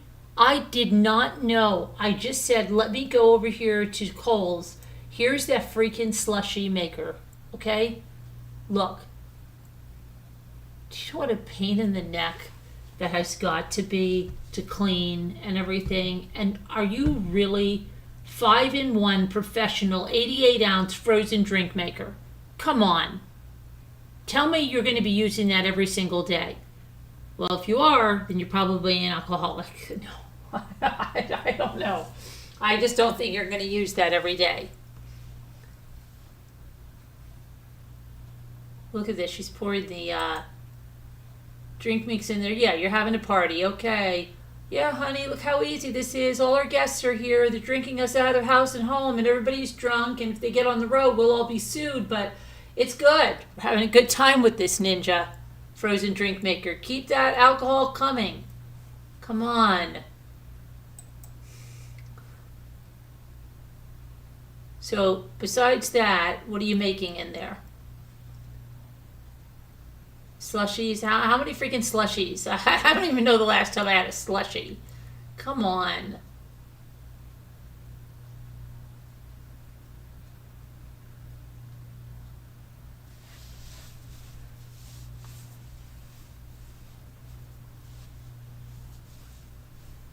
What are the reviews on this thing?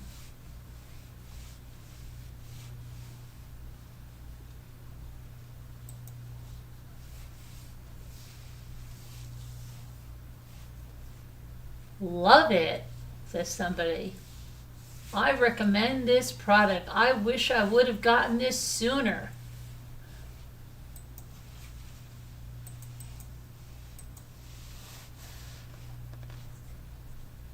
Look great in my kitchen. Okay. I got this about 4 days ago. I originally was upset that it didn't do diet drinks due to science. What? That it didn't do diet drinks due to science?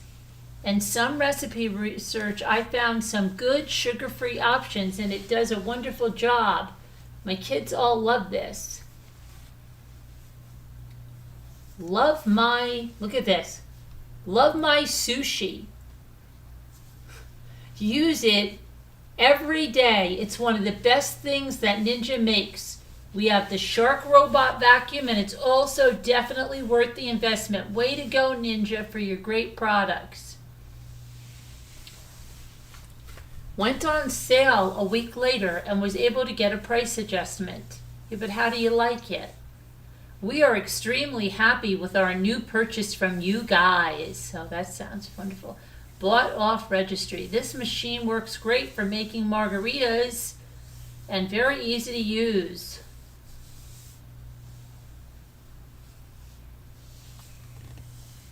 Oh boy. There's the Margaritaville frozen concoction maker. Cocktail machine. Great. People like fruit. Yeah. Slush to make frozen alcohol drinks. I know, Jen.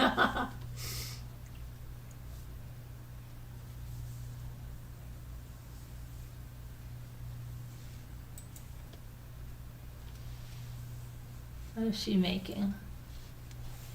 Frozen lemonade or something? Kool-Aid and lemonade?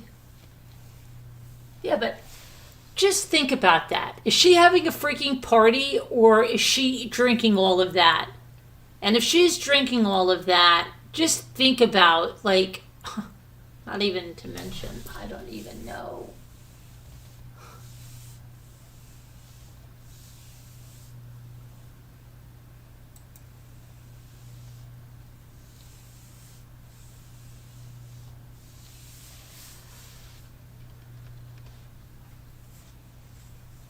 Your daughter would love anything to make frozen drinks.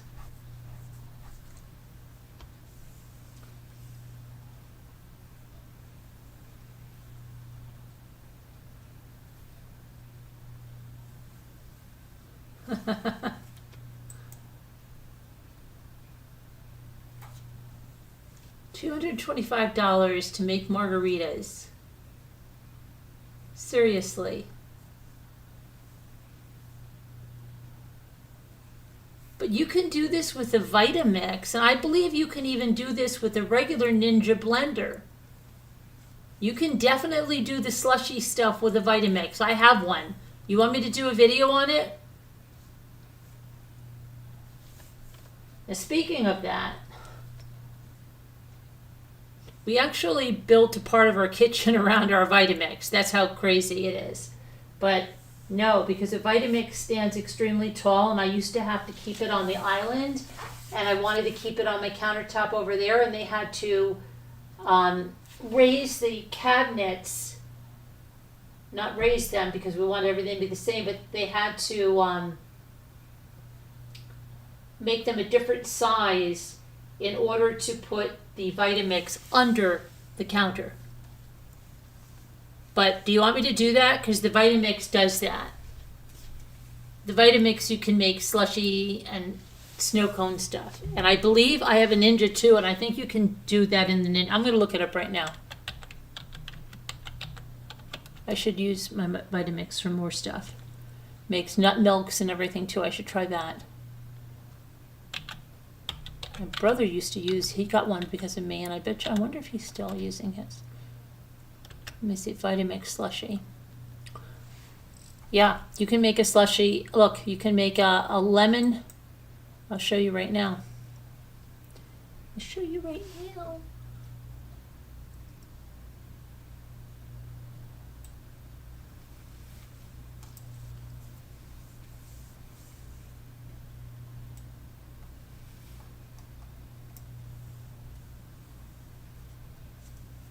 You can make them with your Vitamix. I don't know what happened. Hold on a minute. I was just showing you the thing and then it just got over here. What is it freaking doing?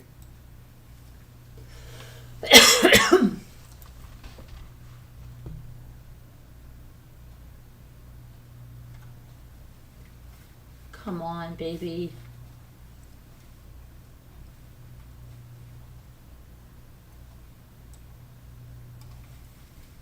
Get over there. Okay. Get this. Not now. Hide. Lemon lime basil aid slushy. They're going to show you healthy things. This Vitamix is about health. But let me see. Water, dates, but it makes slushy stuff. Orange cider refresher. Look, whole fruit margarita recipe. So you can do this with a Vitamix. So why do you have to get the other thing? I don't get it.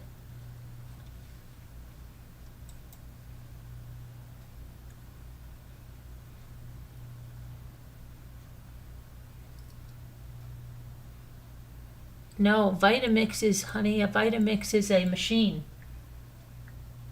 You know, when we were thinking about getting ours, some lady at the school told Jimmy that she used to have a Vitamix and she lost it in the divorce. And that's when we thought, oh, wow, that's crazy. You know, you lost it in the divorce.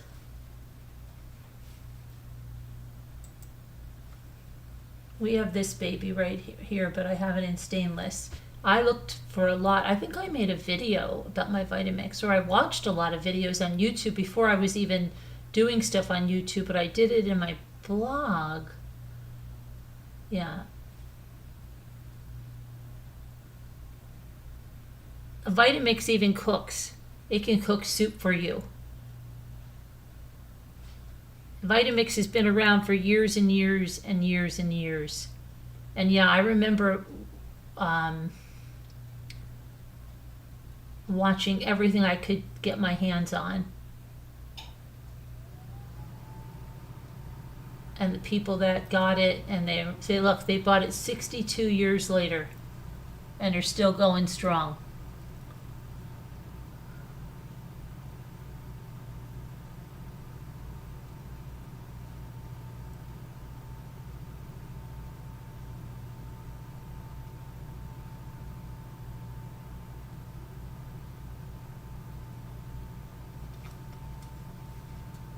Let me see something. Let me see something.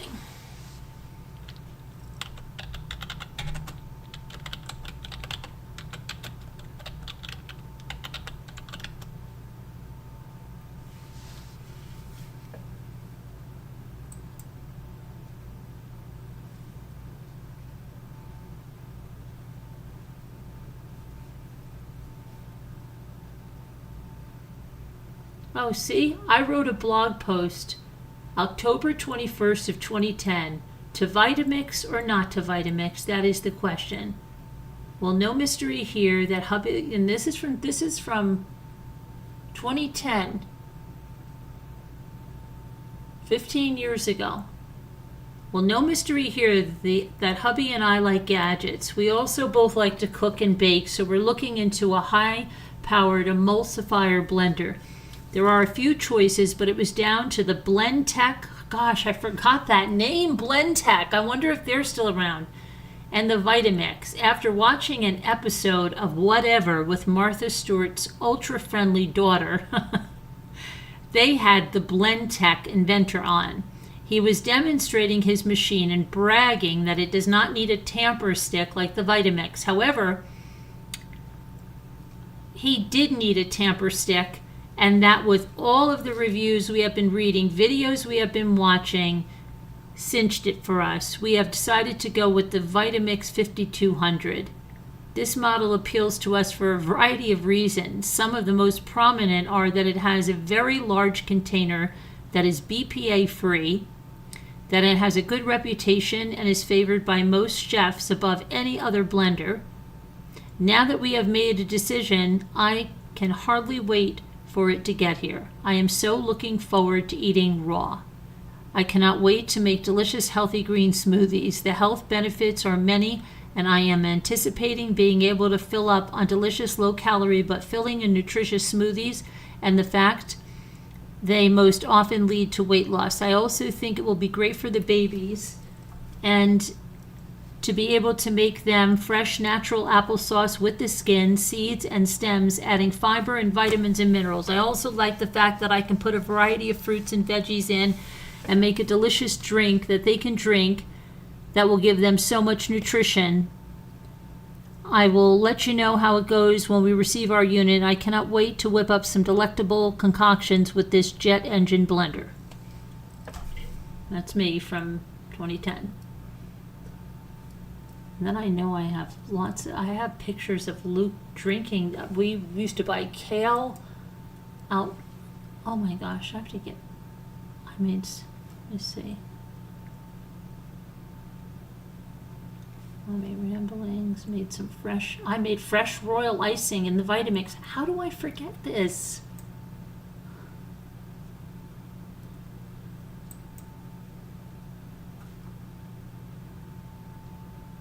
Look at this.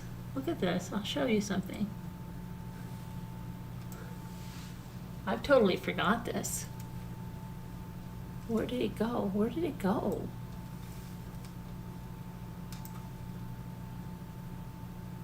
My New Year's Eve cocktail. Well, it's technically my lunch cocktail.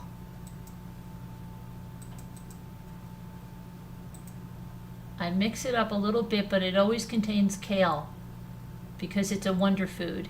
If you read all the properties of this awesome veggie in its raw form, you'll be amazed. Its cancer-fighting properties alone are enough to make you consume large quantities. So today I put in a lot of kale, fresh organic spinach, green grapes, fresh raw cranberries, fresh strawberries, organic baby carrots, kiwis with the skin, large navel orange, large apple, small amount of water, and ice cubes to top it all off.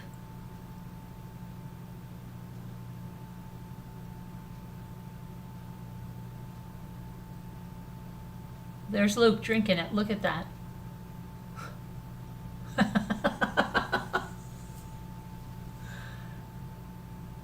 Oh my goodness.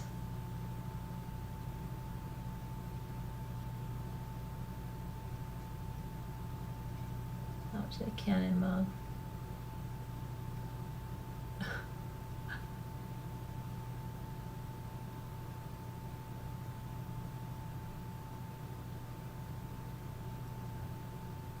That was crazy, huh? But yeah, that I don't know why. I guess I don't need a slushy. I don't need a slushy machine, so I can get away from that. I don't need a slushy machine. I should do a video on it. I'll make a slushy in there. A healthy slushy. With seltzer and, I don't know, some juice.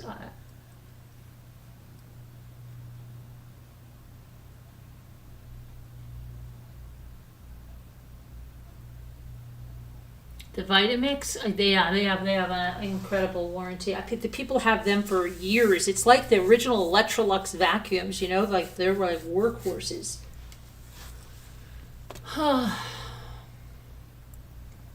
So yeah, so did we look over here? We didn't even get to look because we got messed up on the Kohl's and the slushy and what happened to the Kohl's ad.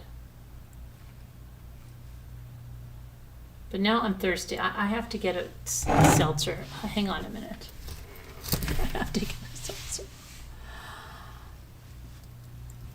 Okay.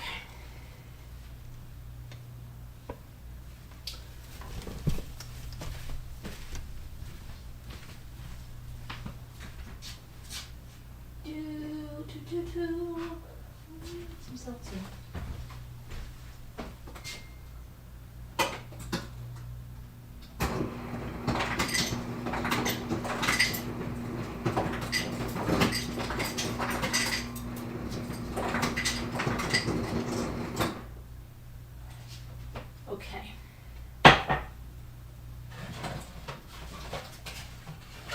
Having lemon Italian ice seltzer, and it's Guy Fieri's Flavor Town. And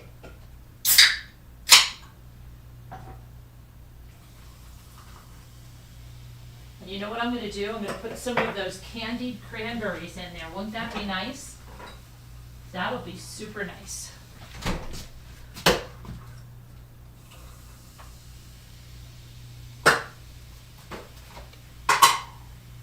One, two, three. I'm going to go for 5.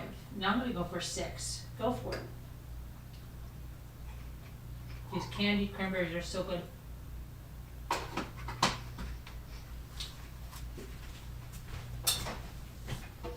Okay. We need a straw.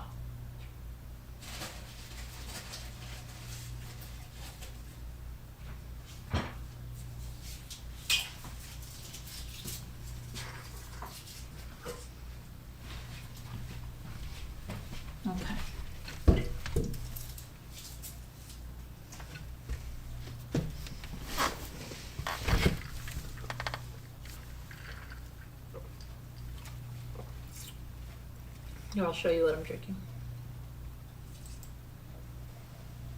And I have the candied cranberries in, but you can't see them. Oh, there you can, a little bit. Right there.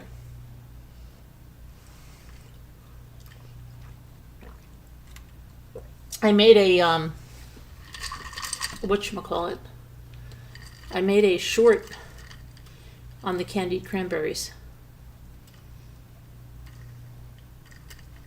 Did you watch it? Did you watch it?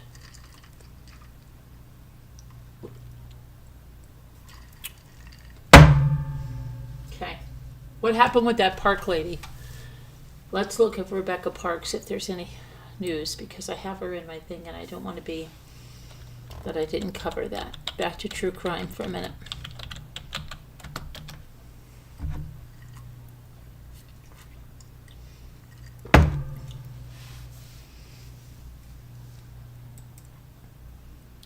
Let's see what's going on there.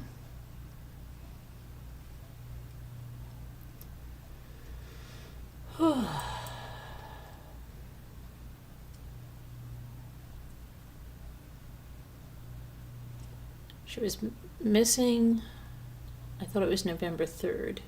She was found November 25th. She was 38 weeks pregnant. She was lured. We know all that. What the heck?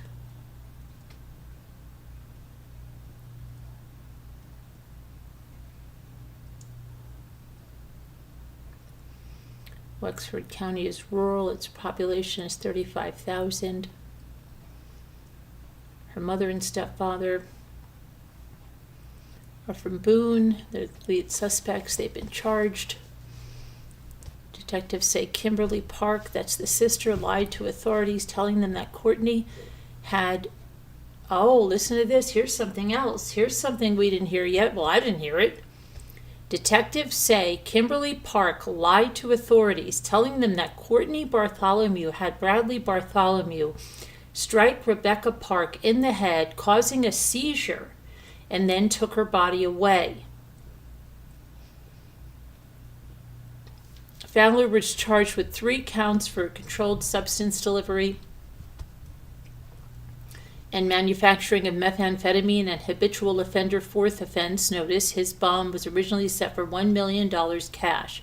Kimberly Park and Fowler were released from jail on Wednesday after their bonds were significantly reduced to $5,000, with 10% required for release. Wexford County Sheriff and court officials say Michigan Attorney General's office did not immediately respond for verification. According to 9 and 10 News, Rebecca Park was adopted as an infant along with her younger sister Kimberly and an older brother by Stephanie Park. Stephanie Park said that Rebecca Park's 3-year-old and 2-year-old sons are in her care.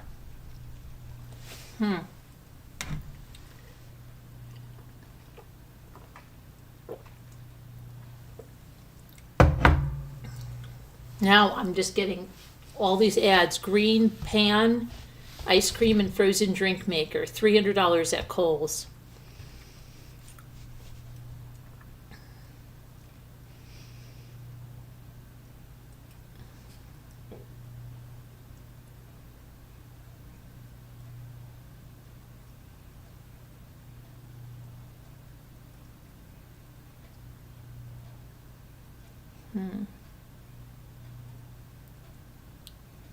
Oh, there was a craft I wanted to do. Oh, it was a painting.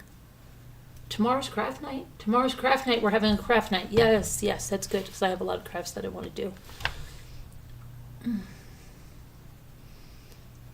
Then when I get to craft night, I forget what it is I wanted to do. There was a couple of painting things I wanted to try. Wanted to make some more of those glass Christmas trees. But I have to get those packages packed tomorrow. I want manager to have her stuff.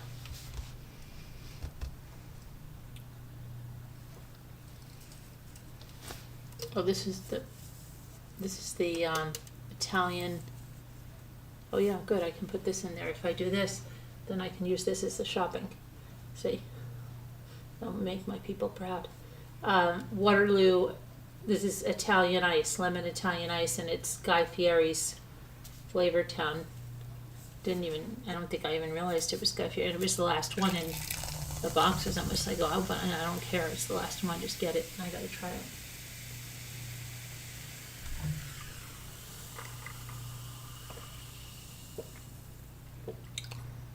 It's my second one of the day. Now, Scooter would be drinking them all and then backing away. You should have seen the way she did that on my vacation. And she was so worried that she was not going to drink all of the seltzer that she bought, because she bought a case and I bought a case in Sam's, and then she was like, "No, don't leave that." I'm like, "I know." And it was like she had to drink every one. Then she started going into my case, taking this one that was called Blue Raz, was it? And I didn't know what it was, but I saw her backing away, and I'm like, "What are you doing?" And she's like, "Nothing. And I'm like, oh my gosh. Because I noticed like her case was there, but she was going down underneath. So I'm like, she must have liked one flavor up there, and now she's going down. And then what do I have? Like, we have the rest, she's leaving me with all the craft flavors. So I'm like, well, is that really good? And I'm like, well, let me go try one. And they're like, none left. She drank them all. And I think I got one because I had to wrestle for her for it. I'll never forget the way she was slinking away backwards. I'm like, we can go to Sam's Club and get some more. And then when I went to Sam's Club to go get more, they didn't have any more. Isn't that funny? And she claims no, it wasn't that she disliked it. She thought that I liked the limoncello so much. I don't buy that. I'm sorry, I don't. Not the way she was backing away.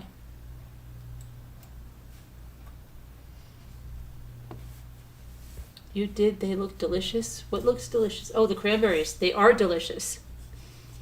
You have to pop the whole thing in your mouth because it explodes in your mouth. You can't take a bite of it because it'd just be a mess. You have to pop it in your mouth, and they're soaked in orange juice. You soak them overnight in orange juice with a weighted thing on the top. And it's so funny because when we saw the cranberries, it was Wednesday night before Thanksgiving. I said, let's get some cranberries. And I said, I saw something and there was a viral thing. And I kind of showed it to him. But then I looked at it and I'm like, oh, this looks like a lot of work. And I don't know, we got the cranberries, but I didn't think much of it. And then for the past few days, he's been wanting to do it. But so then today, or last night, he started soaking them. And today he did it. But he was telling Scooter, because we were on a Zoom, and he was telling Scooter and Linda about it. And then I said, but I was the one that told you about the viral thing. And he's like, no, I think somebody told me or gave me some of those, brought them in and gave me some, or I don't know what the heck. So, I don't know. But I did tell him about the viral thing, and I tried to look at it, but maybe then, who knows, somebody else was making them. I guess if they're viral, a lot of people know about them anyway. But you soak them in orange juice, and they just absorb all this orange juice. So you get this orange flavored. It's like sweet, kind of sour, but it's not too sweet. It's very good. Hi, Holly. Wow, you're late. That's okay. Better late than never.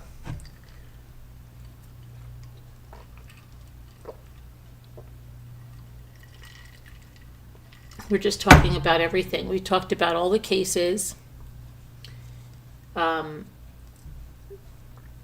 about Brian Walshe's trial. The lover was on the stand. We talked about tomorrow's closing arguments in the Trinity beauty pageant lady. Her closing arguments are tomorrow.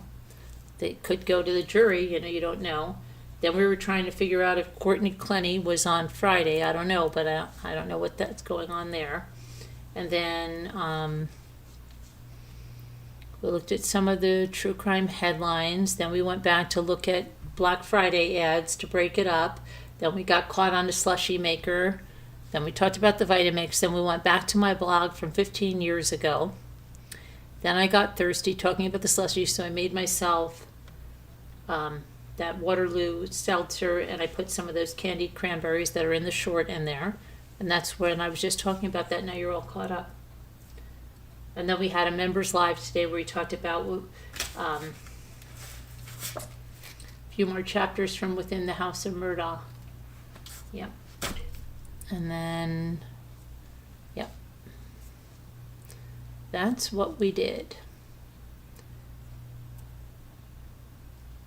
And then we're talking about tomorrow night is craft night.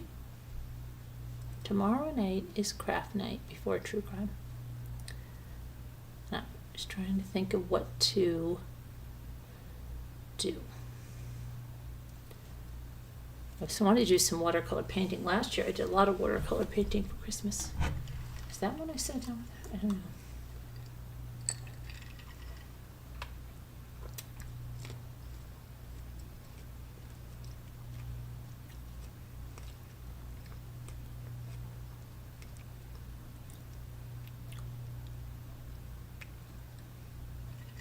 So I'm going to do a poll.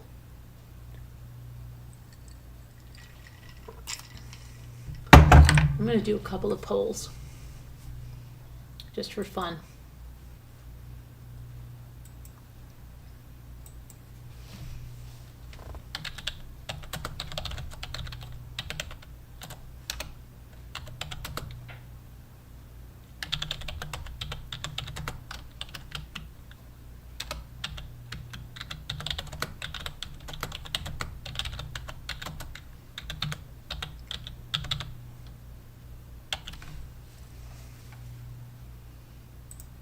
That's the first one. No, it's Waterloo. Waterloo. I couldn't escape you if I wanted to. Okay.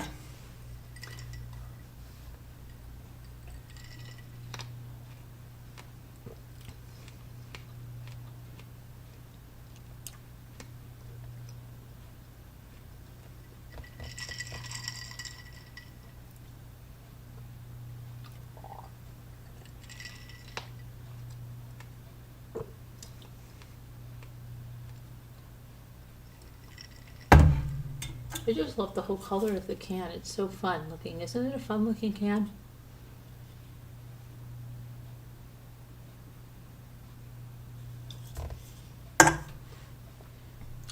Scooter always goes like this. It'll kill me to get every single drop out.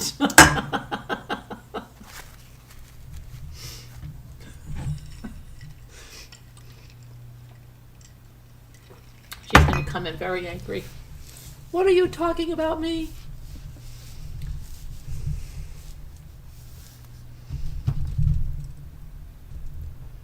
I can't believe she got a tree up this year.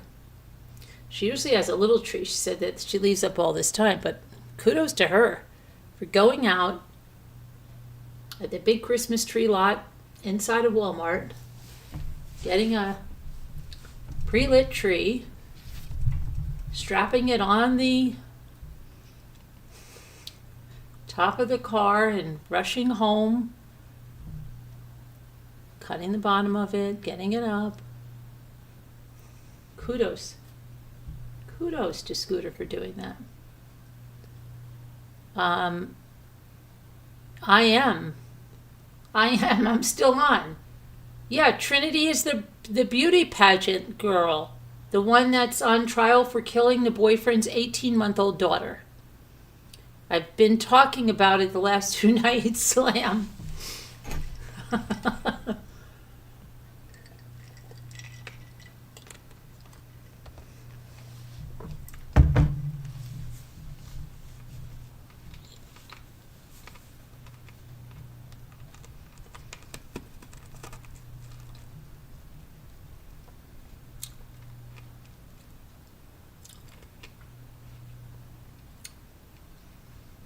Did you guys answer?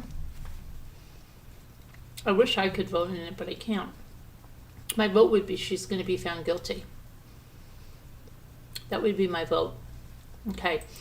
So you guys,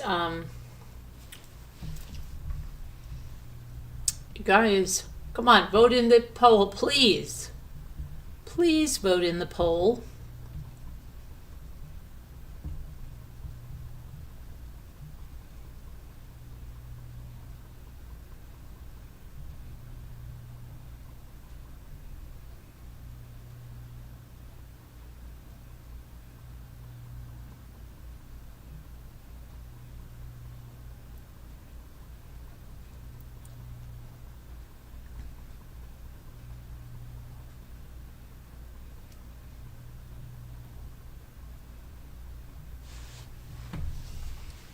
All right, you're not going to play? That's fine. We'll call it 100%. I'm going to do another poll.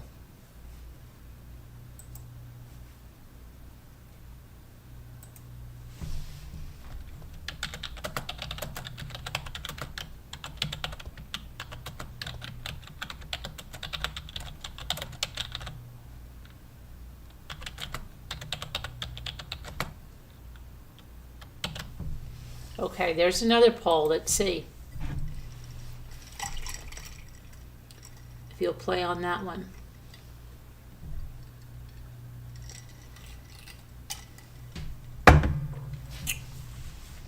That's okay, Slam. Hold on, I've got to go get something. I'll be right there. You hope so? I don't see how Brian Walshe could be. I think they could end it right now, okay? I think they'd be good. I think they got it now. Yeah.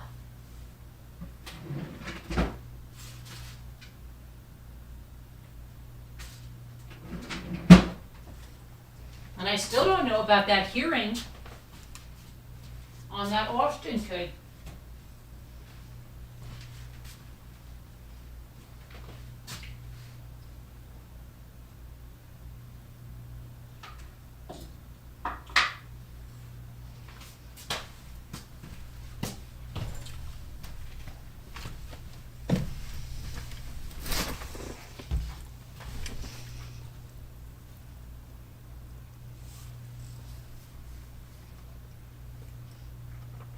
The Brian Walshe one, yeah.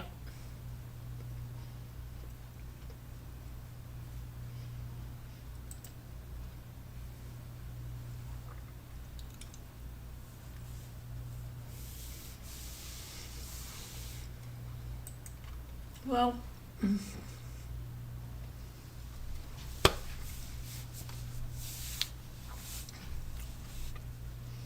those of you that voted think that he'll be found guilty.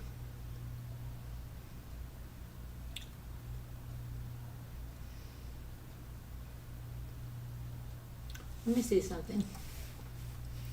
Let me see something.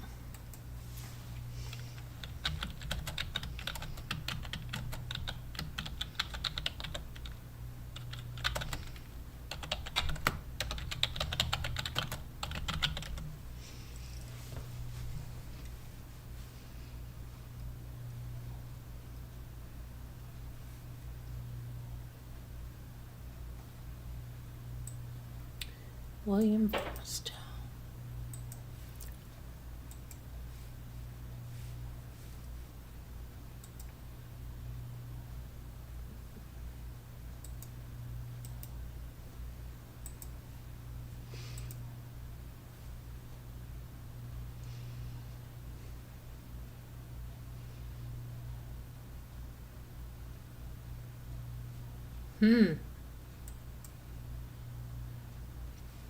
Look at this. Remember the guy that testified today? Do you remember the guy that testified today?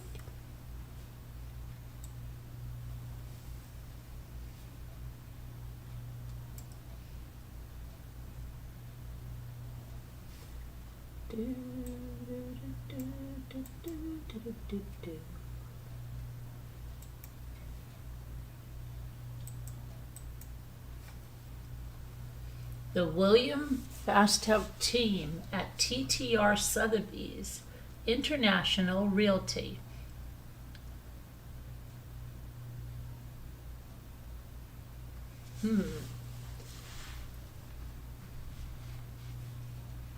October 23rd is his last posting. How come he's not posting? That's not good. He should be constantly posting. I wonder if it's because of the trial.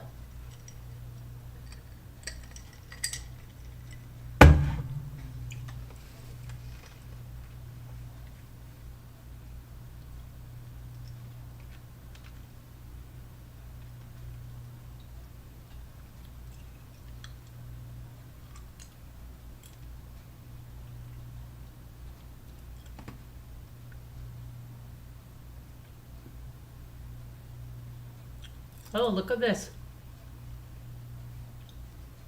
Look at this.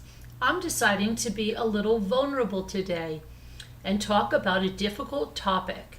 Divorce is never an easy conversation, but it is one of the major drivers of real estate sales. That said, like so many things in life, positive outlook is everything. A divorce is a great opportunity to reimagine your life and choose a living situation that produces radical opportunities for increased happiness.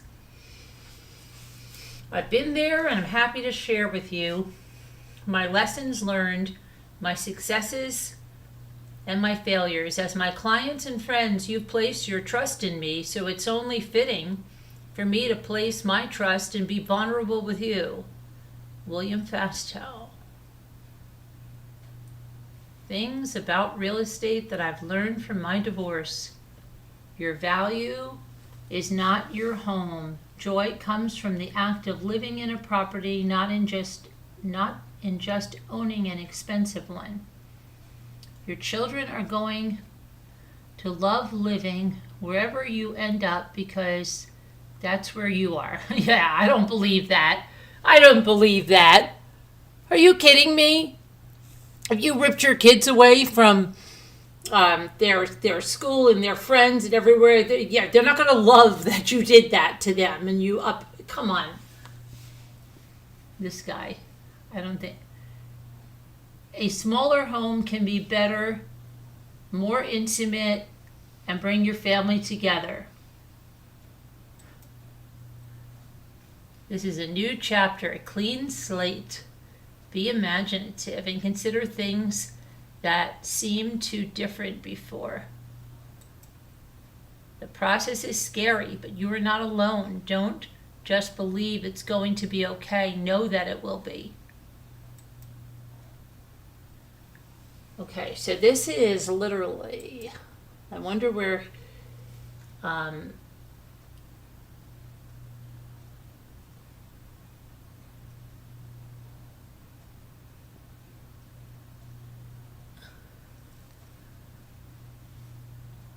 the south of France. Oh wow, Massachusetts Avenue, okay. Thought he was in Massachusetts. July 22nd, that's a little bit of a hot coat for them. This is what Southampton dreams are made of.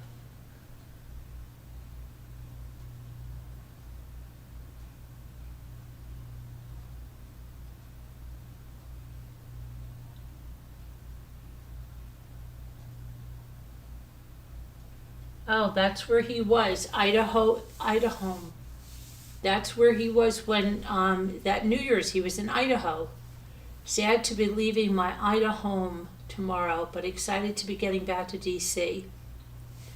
Okay, so that's where he was. He must have a family out there or something.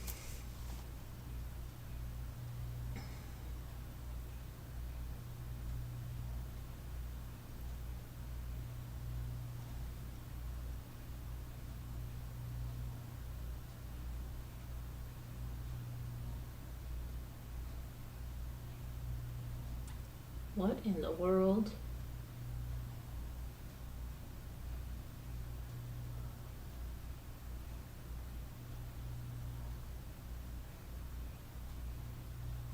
Where's she muzzle toning? He was named by Wall Street Journal and Real Trends as the number 5 individual agent in all of Washington, D.C., and number 529 across the country.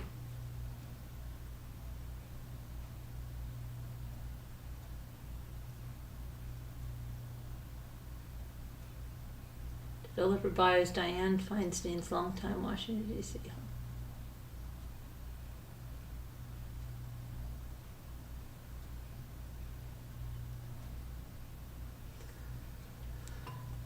home.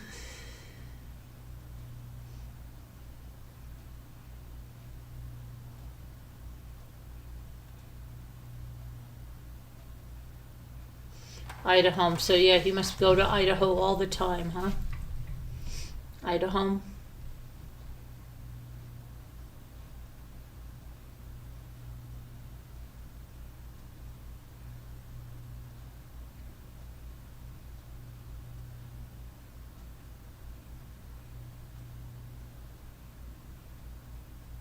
He's loving Wallace's winter floof.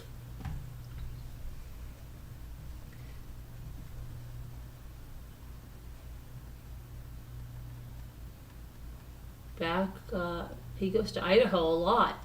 Now, January is when he was there when she was killed, and that was the last time he talked to her, was July 1st, but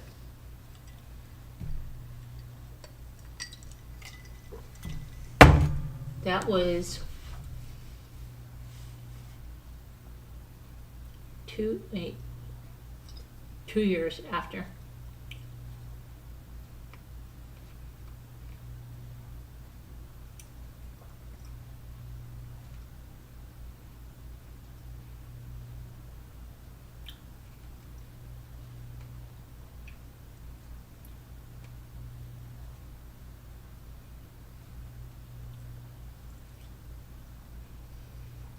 I wonder if this does go back to when he was with her. Here's when he's sailing. Great day on the water. Finally got the little boat, the Potomac. Looks like he's flying like a sunfish or a whatchamacall.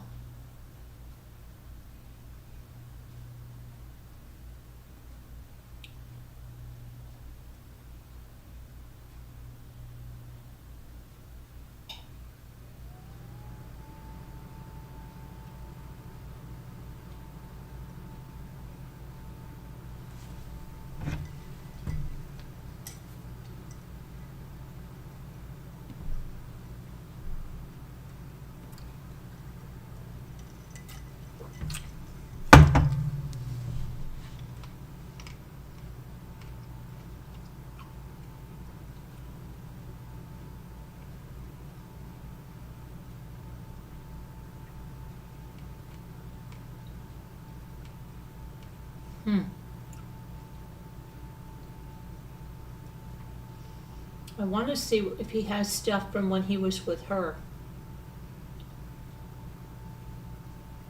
That would be... They were exclusive in 2022 to 2023, just then, and then she died. Okay, here we are, 2023, November.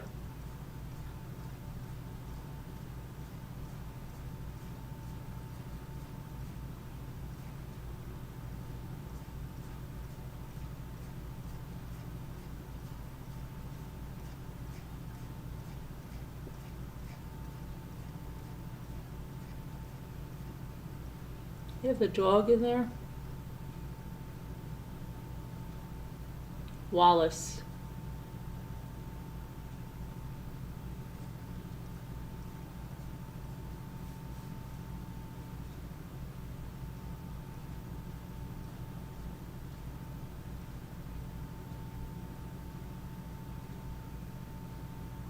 April, literally months after she died.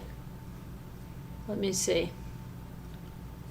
January, February, March, April, 3 months, 3.5 months. There's Christmas time. Here we are.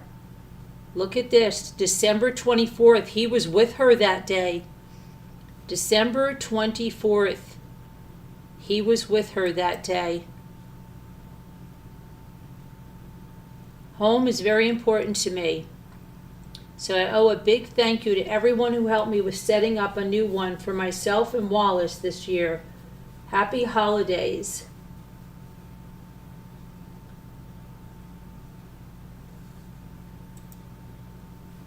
Who liked it?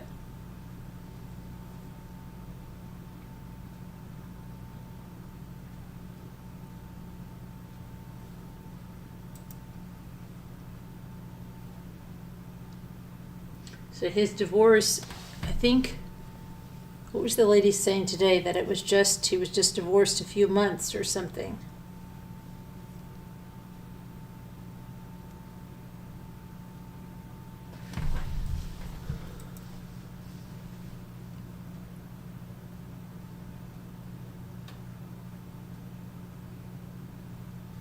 So that's interesting because she was there that day and then she drove up. She couldn't get her flight out. So she was there with him that day. That was the last time that he saw her. Closing up the old girl for the season. He was probably with her on there. Let's see, does your bathroom have 10-foot ceilings? It could.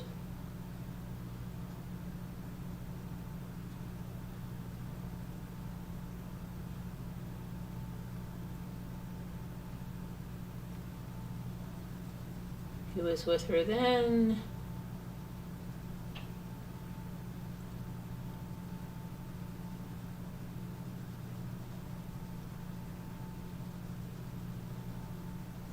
Let's see.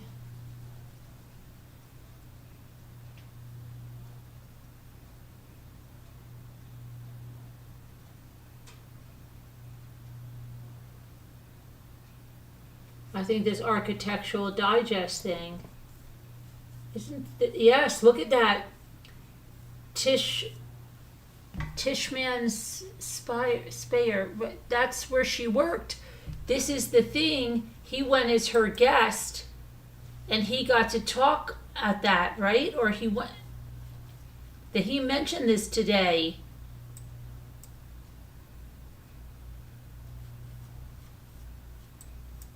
And he went as her guest.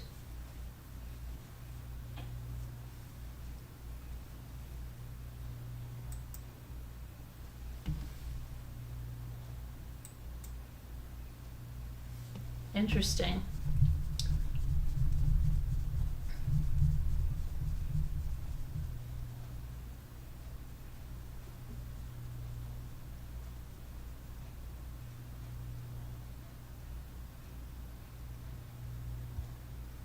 October.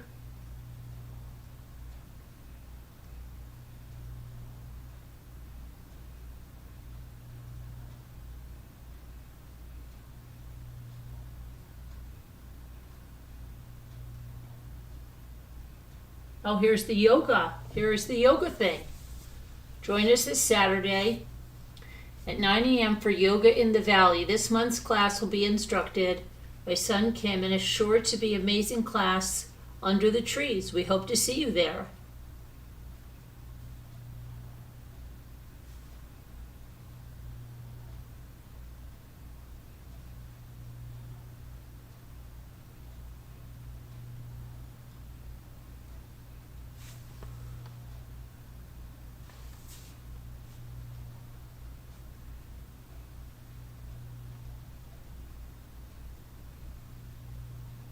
Movie night.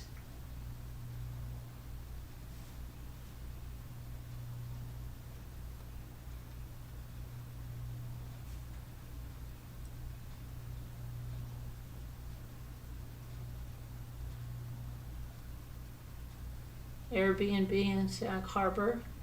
Boys weekend.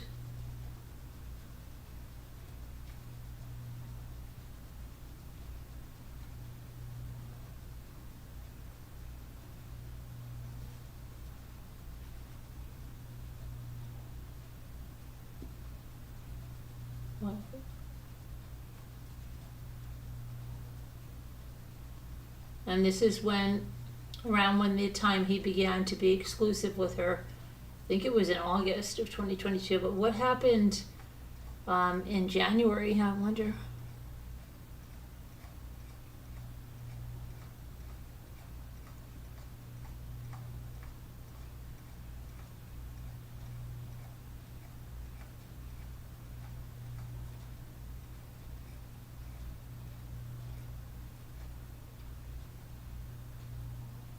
November.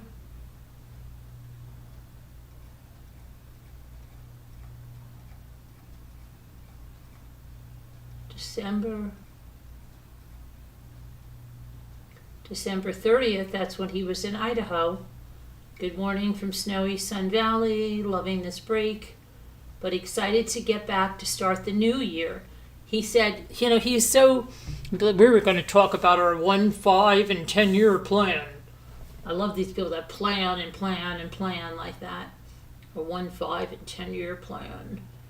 And so that's what he's probably looking forward to, starting the new year. On January 2nd, she wasn't responding to him because she was already deceased.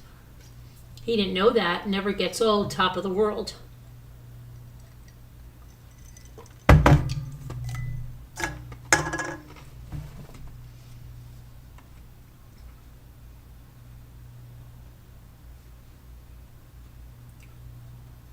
Heard you got dumped on. Awesome.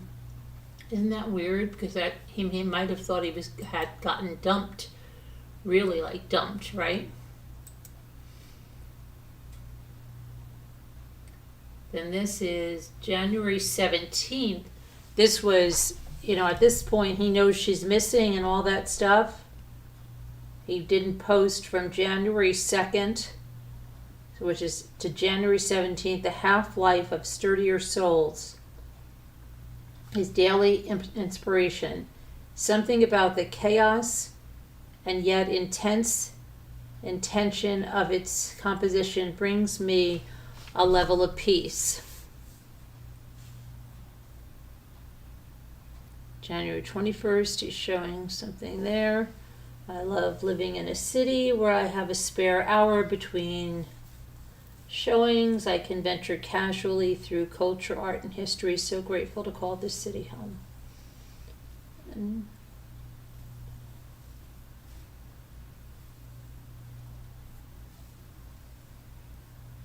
yeah. Interesting. Don't you think so? Let's see if you think so. Who watched the trial? Did anybody find that interesting, any of that? Hi, cute kitty kitty. How are you?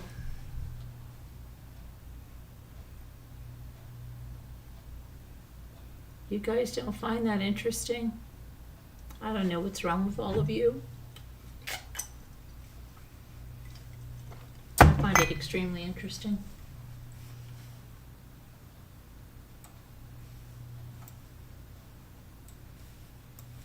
I don't know what to do with any of you. Okay.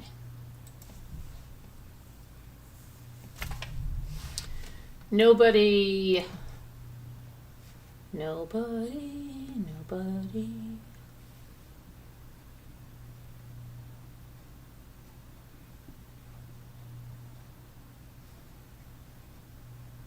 So everybody says Brian Walshe is going to be found guilty. Yay, we know that one.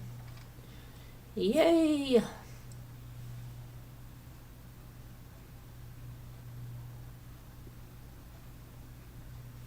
You missed it. Well, why'd you leave? Why did you leave? You're not supposed to leave.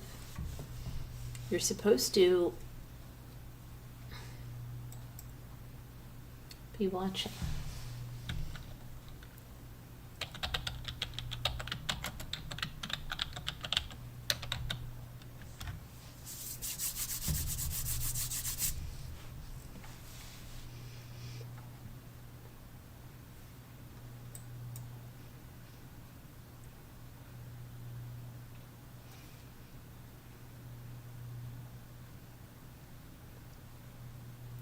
He's got an Instagram too.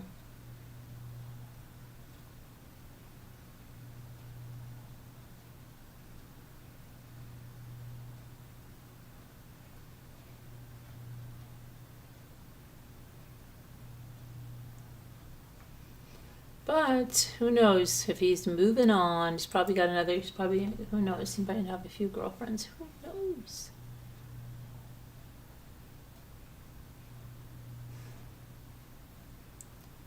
Okay, so who else did we want to do? Buster Murdaugh got married. Told you that, right? Buster Murdaugh got married to Brooklyn. Buster in Brooklyn. Buster in Brooklyn Murdaugh. Let's see where they are today. Where did they settle down to?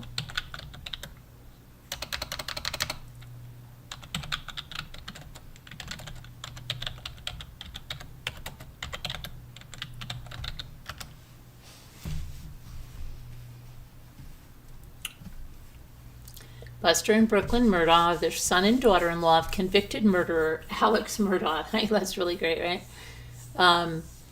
Buster is the surviving son of Alex, and he married his longtime girlfriend, Brooklyn White, on May 3rd, 2025. They just got married. They just celebrated 6 months, November 3rd. The couple met while attending the University of South Carolina School of Law, and have been together since at least 2021, when White was with Buster when his mother and brother were murdered. Let's see. So Brooklyn White is a licensed attorney in South Carolina. She studied political science at the University of Alabama and then attended law school at the University of South Carolina. They married on May 3rd, 2025 at a former hunting estate. Oh boy, they really married at a former, probably John Marvin's, maybe, in Beaufort, South Carolina. They had applied for a marriage license in October 2025. I wonder if he still talks to his father. Think so?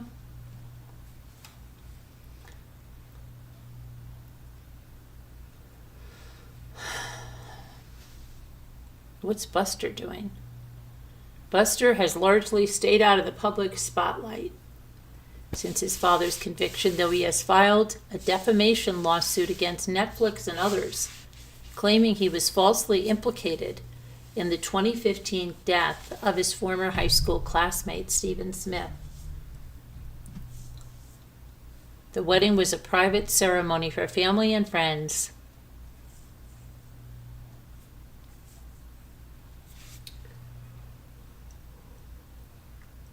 I wonder where that lawsuit is going about Stephen Smith.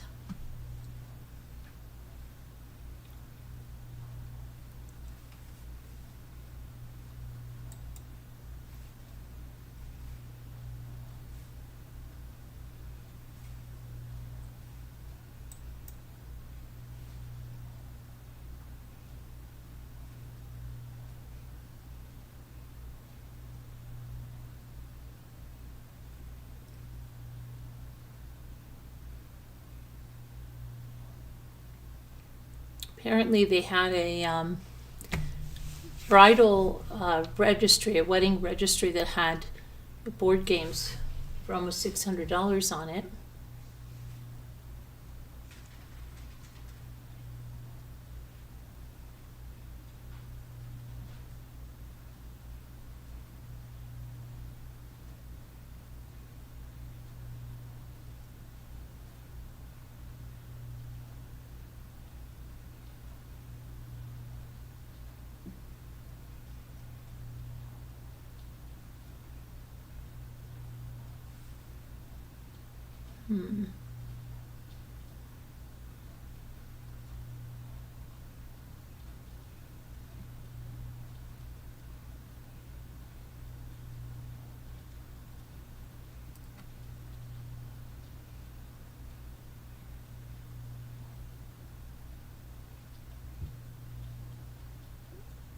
Same vendors, wow.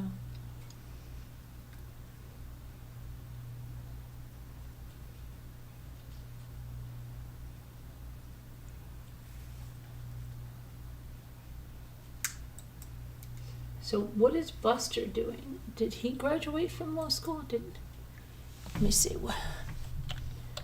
Buster Murdaugh. Did he graduate from law school?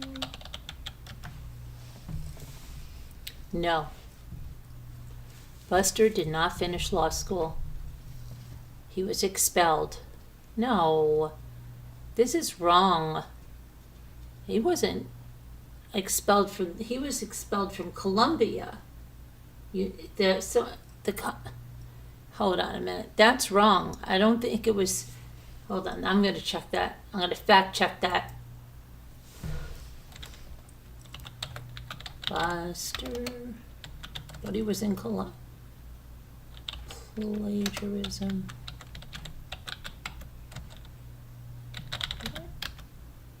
Let's see. Buster. I thought that was when he was in Columbia. Or was Paul in Columbia? Oh, maybe it was Paul that was in Columbia, right? Paul was in Columbia. Paul was the one, didn't he have an apartment in Columbia? I think so. Columbia, South Carolina. I thought Buster was allegedly expelled, but then he went back. That's what I thought.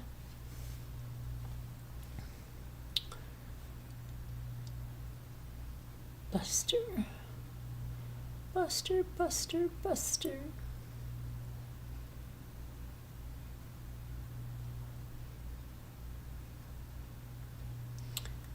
Let me see here. Buster Murdaugh's plagiarism issue occurred at the University of South Carolina School of Law, where he was reportedly expelled around 2019-2021. So this is right at the time of the boat accident.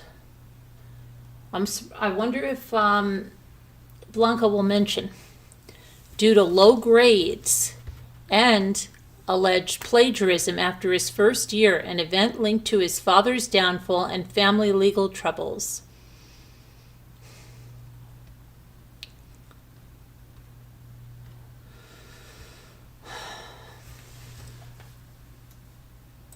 So what is he doing?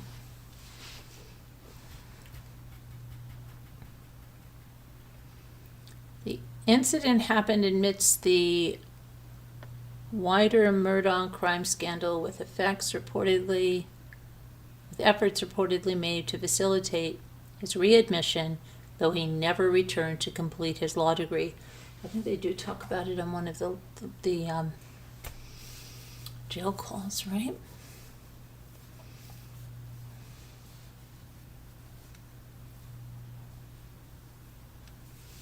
They say someone might have been paid $60,000 to get Buster back in, but no, Buster did not finish law school. So what is Buster Murdaugh doing?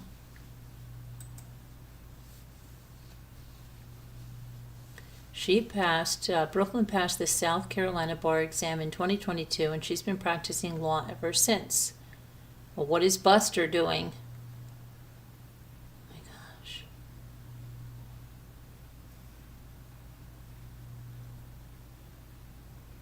What is he doing?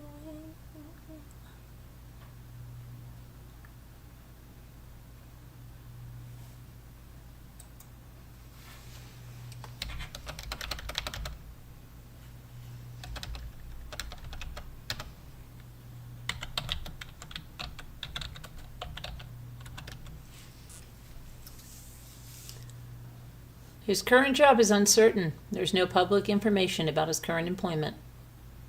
He had previously worked at his father's law firm, but his career path shifted after he was expelled from law school for plagiarism. He now lives in Hilton Head Island, South Carolina, with his wife, who's an attorney.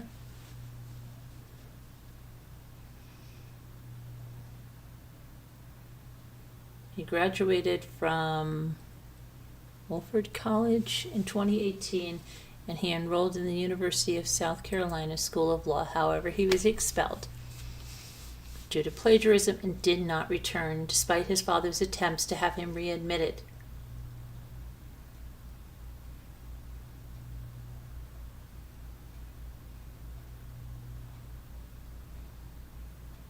I don't know.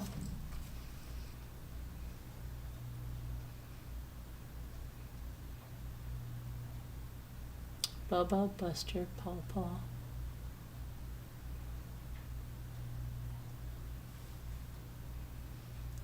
So who else do we want to know about from that family? Where, John Marvin. Geez, he's having such a weird, John Marvin. Where's John Marvin? John Marvin Murdaugh. Where is he? And what's, he doesn't seem like he fits in there. He's not a lawyer, right? What does John Marvin do? John Marvin Murdaugh. John Marvin.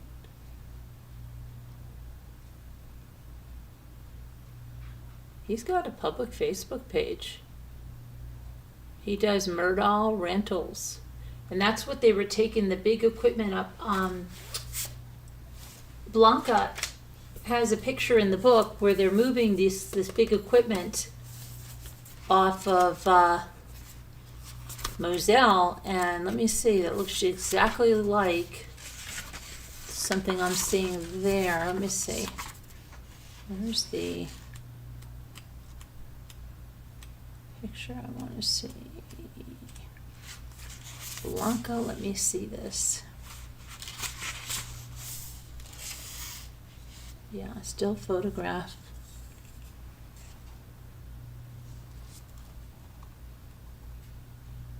Capturing the removal of heavy equipment. Why did they have such heavy equipment there? Okay. Murdaugh Rentals has all the equipment needed for storm cleanup. Truck loaders, grapples, excavators, bulldozers, backhoes, stump grinders, and more. John Marvin Murdaugh is at Murdaugh, Kubota, Hampton, South Carolina. Oh, look, we had, here's what he says. We had, look at this, let me pull this over there. John Marvin. And this is public, guys. We're not like, we're public. This is public. Then he's talking about a freaking business. John Marvin Murdaugh is at Murdaugh, Kubota, Hampton, South Carolina. Stolen. We had 2 M4071 tractors identical to the one in this photo stolen over the weekend. If you see them or anything suspicious, please call the Hampton County Sheriff's Department or the Hampton Police Department. How'd they steal 2 tractors? Just tell me. They can't drive fast. They make a heck of a lot of noise. How did they steal them? Don't they have cameras or anything? Come on. Thank you to everyone who came out to our open house. We had a great turnout with over 300 barbecue plates served. Our community is unbelievable, supporting local business. Thank you. If you couldn't make it or still need anything, please call and we can make it happen.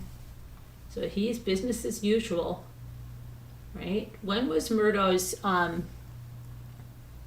trial? It was 2023, wasn't it? This is like the year after. He's having barbecues and selling equipment. Thank you, John Marvin.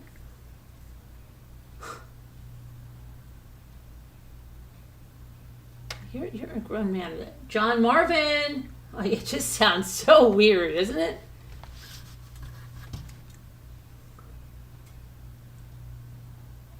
Mechanics wanted.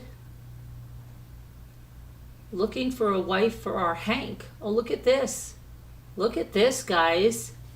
Looking for a wife for our Hank. He has a great pedigree, and I have had 3 generations of his line. Incredible hunter and a great all-around dog.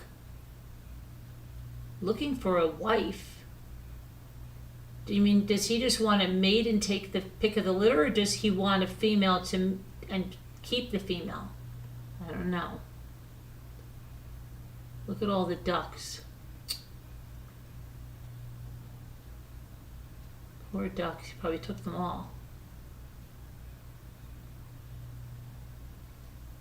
That's what they call sitting ducks, right? They're just like sitting ducks.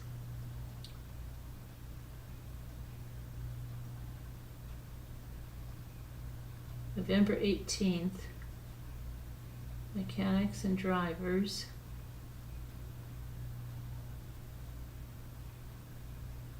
Another open house. Green River Day. Okay, wait a minute. When were they shot? 2021? This September 2nd. This was right when Alex was doing that crap with Cousin Eddie, right?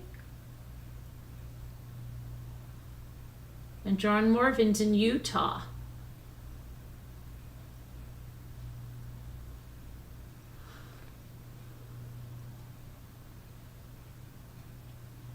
After school tubing, South Carolina.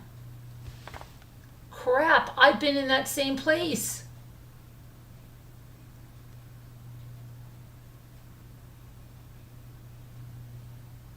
That's where we went with my cousin's boat. Oh my gosh, that's so crazy. Okay. Happy 4th of July. Now this is right after his father's June 13th, the best dad anyone could ever have. Yeah, June 16th. His father was laid to rest June 13th. Your dad was a stand-up person. Let's see what they say about Randolph. A great man. He loved you all so much. A huge loss for all of you. His friends and the community you served for so long. Love you, John Marvin. Are you guys here? Just trying to make sure you're here. Okay. He will be missed by many. He was a great one. That's a fact. Precious memories. Hearts breaking.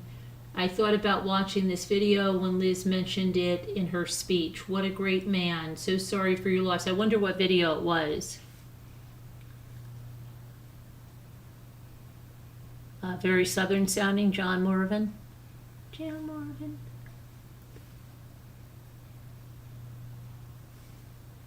Let's see. Keeping you all in our prayers. He was a good man, always available to help anyone. He was a character for sure. I will miss him. That really and truly loved his family. Thinking of you, my friend. Sending prayers of comfort and peace. Fine gentleman. Nobody's mentioning Maggie and Paul or the triple loss, or right? He will.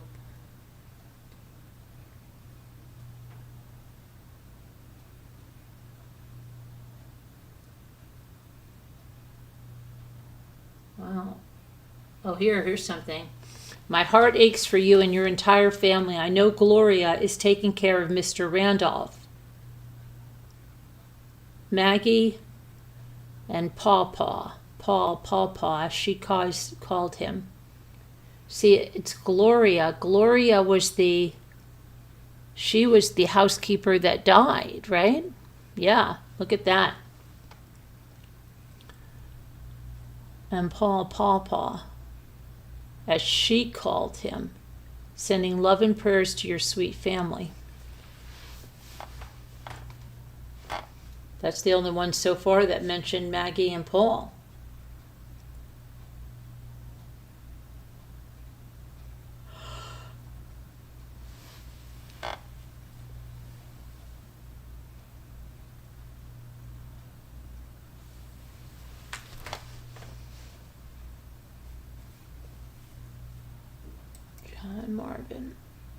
John Marvin. Let's see. Now, wait a minute. Okay. So, John Marvin, June 16th. They were all laid to rest on June 13th. On June 12th, he put something that was not available now. We are all continuing to pray for you, prayers for you and your family, sending prayers to one of the sweetest men I know. Sending prayers, Judy and Arlo. John Marvin, you and your family have been in our thoughts and prayers.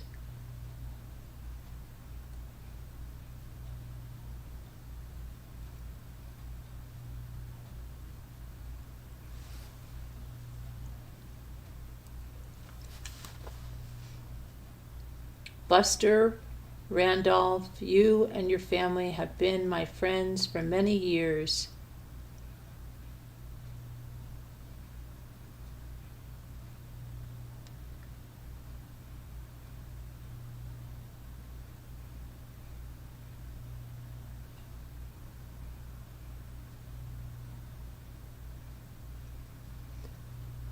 Okay. And then on June 11th, the rain has me smiling from ear to ear. That was Paul Murdaugh through and through. I love you, little rooster. Now the rain, let me tell you about that. The rain that he's talking about, okay, I'm going to tell you that Blanca wrote about this at the ceremony, because remember I told you Alex had Paul and Maggie cremated, and their remains were not ready. So on the 11th, they had the ceremony, and it was outside. And then on the 13th, when they laid Randolph to rest, then they had the remains for Paul and Maggie, and they interned them all on that day. So let me see something I was going to say. Blanca said that Liz Murdaugh, Maggie's sister-in-law, she gave a eulogy, and to prepare for it, she went up to Moselle and sat in Maggie's bathtub because Maggie loved to take baths, and she wanted to have some quiet time and just like connect with Maggie. And Blanca said she must have did great because she had a wonderful eulogy, very heartfelt, and honored Maggie. But the service ended abruptly when a rainstorm poured down on the gathering, and the mourners hurried to their cars and drove to Moselle for the reception. And that's what John Marvin is writing about right there, when he says, that rain has me smiling from ear to ear. That was Paul T. Murdaugh through and through. I love you, little rooster.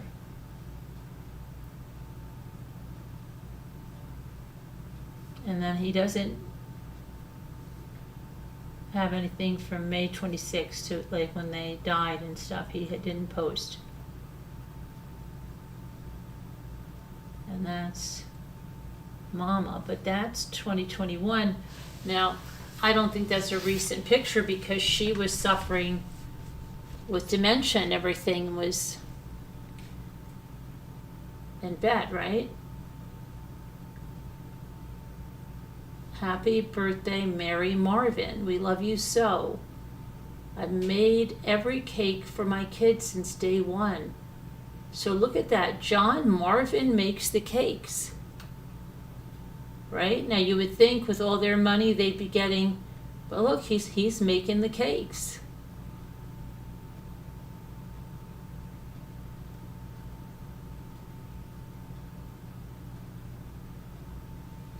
I've made every cake for my kids since day one. This is number 28. See, some people don't have birthday cakes. They want to ever say about a birthday cake, oh, I don't have a birthday cake, or I didn't have a birthday cake, or I don't do a birthday cake. But there are people that do them every year.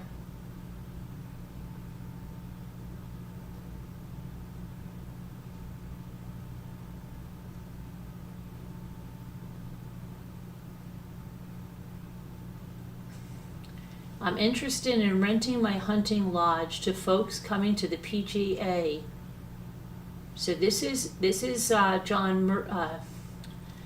Marvin's hunting lodge, which they mentioned in the book as well.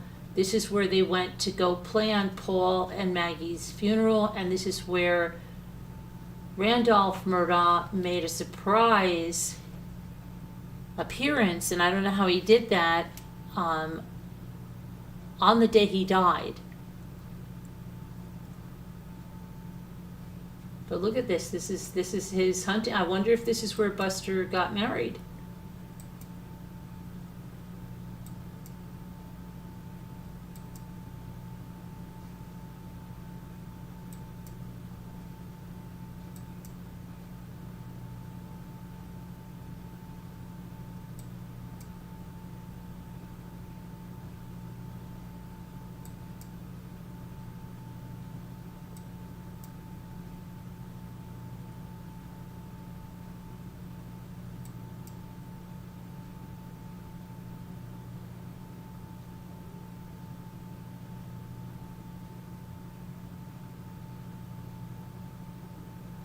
Look at that kitchen in a hunting lodge. It's pretty nice.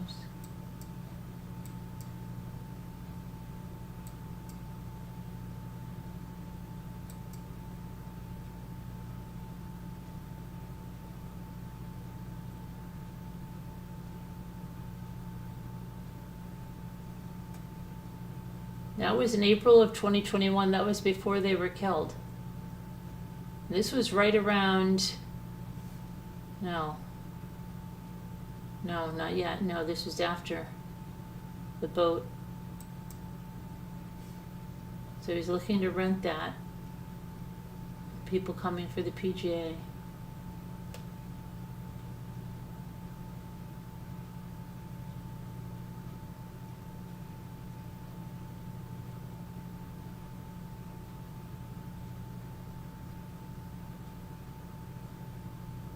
What is that? So they found this on the riverbank. It feels like it's made of stone or rock with a hole through the middle. It's part of a pipe stem. I used to find a lot of them. Part of a pipe stem.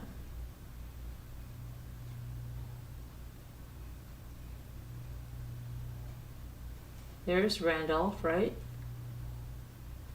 What is that? 2020? Is that Randolph?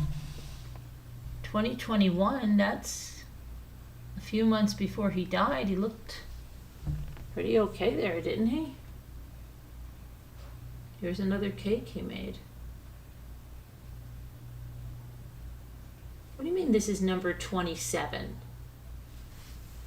She's 10 years old. He's counting every cake he's ever made for any kid. He's really keeping track of that? Wow. That's something really important. He's got arrowheads on it. Mary Marvin's first quail hunt.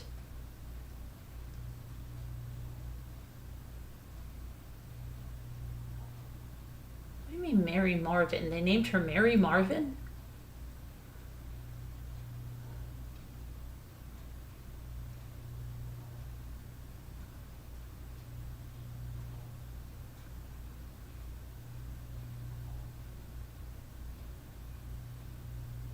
His kids are, I wonder how old John Marvin's kids are.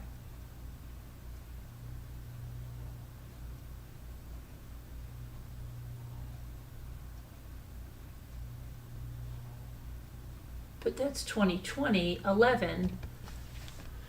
So she's 16. Okay, so she's Luke's age. And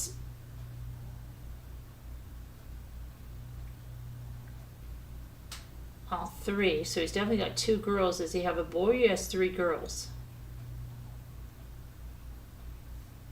Is that? Oh, look at that. Prayers have been answered. Daddy's home and doing well. Now that was 2020. 2020. So he was, oh, it looks like he's got one boy.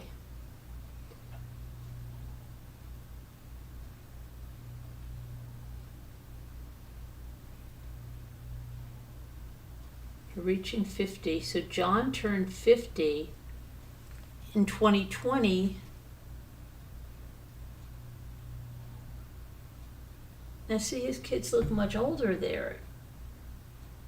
He turned 50. So he's 55.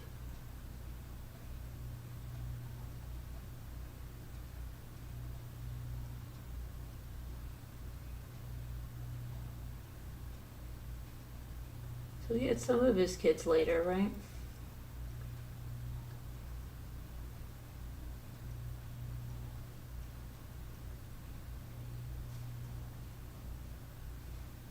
Randolph the fifth. So his son is Randolph. The 25th cake that I cannot believe this guy is keeping track of how many cakes he has made. And I'm just impressed he's making these cakes. you know, because everybody talks about their money and how they throw it around. This guy's making his own cakes here.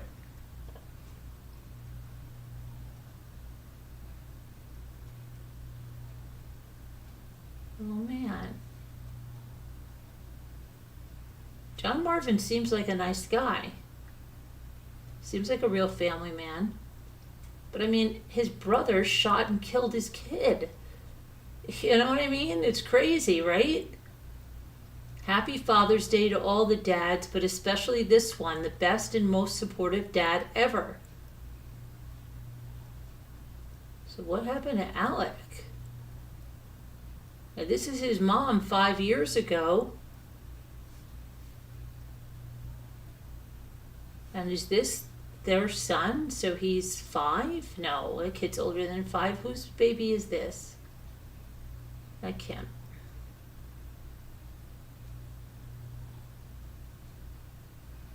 I don't know.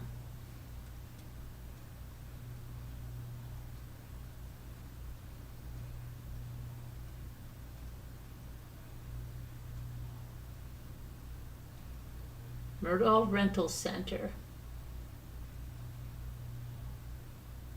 is sending additional heavy equipment and extra supplies in to help clean up from the deadly tornado.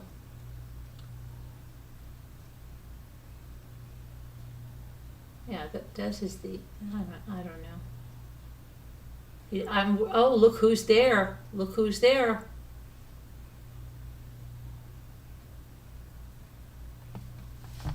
Alec is there. And again, this is all public. This is all public. Or someone says, oh my God, she's looking on the Facebook page.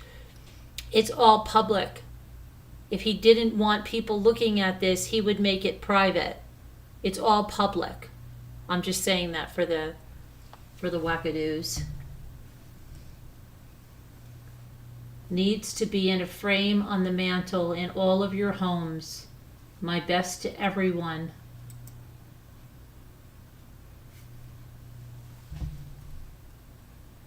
Now this is Randolph.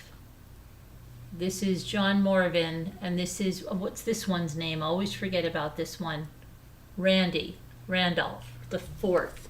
So who's Randolph? Wait, John Morvan's is the 6th. So who's the 5th?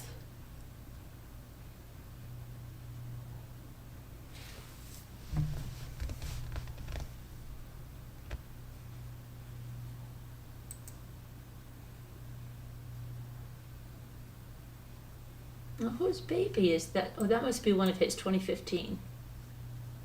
Wow, John Marvin looks young there, but he kind of looks like one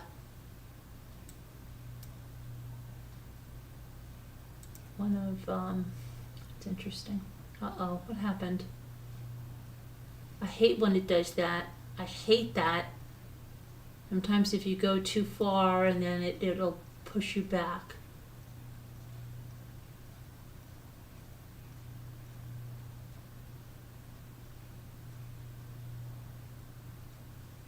Mary Marvin made the cake by herself.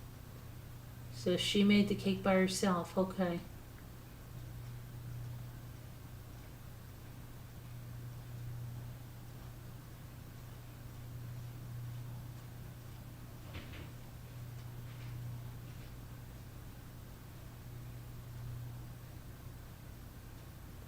Liza Grace's new pony. They have ponies. Scooter ponies.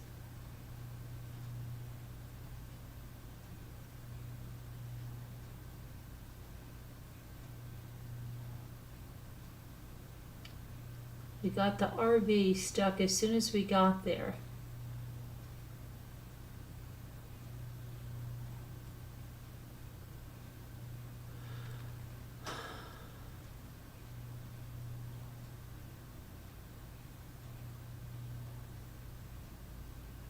Look at this.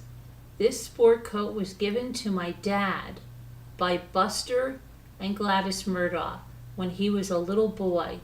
Now it belongs to my son, Randolph Murdaugh V. Look at that.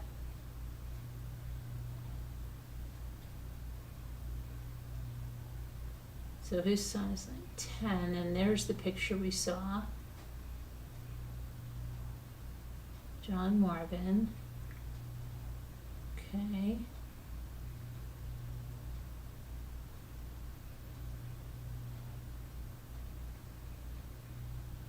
May 15. That's when he started 10 years ago. Okay.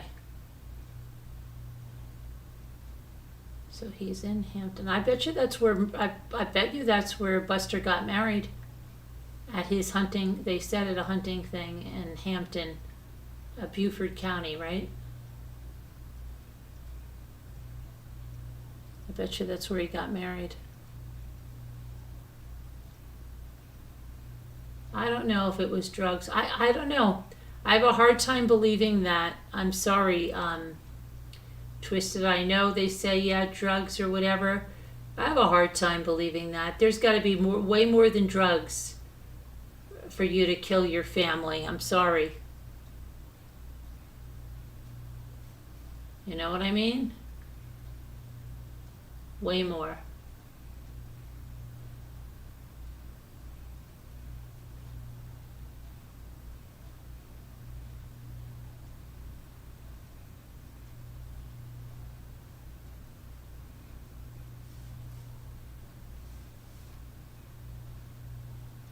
Way more. Yeah, I don't. Even from what I read, it's not like he was this. I don't think it was the drugs. I think there's something else that was going on with that money and stuff that was going on where that money was going. But, I don't know.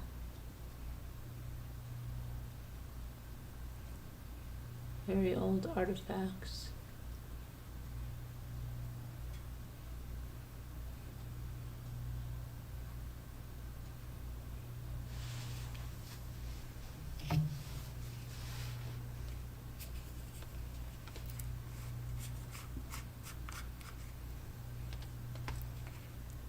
I don't know.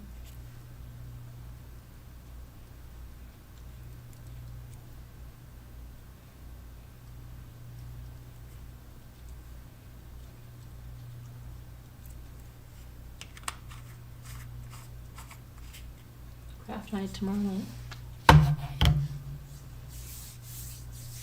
You could find one washed up after being 300 years below the water.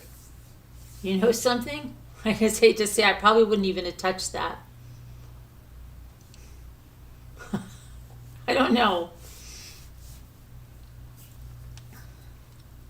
But anyway, so that's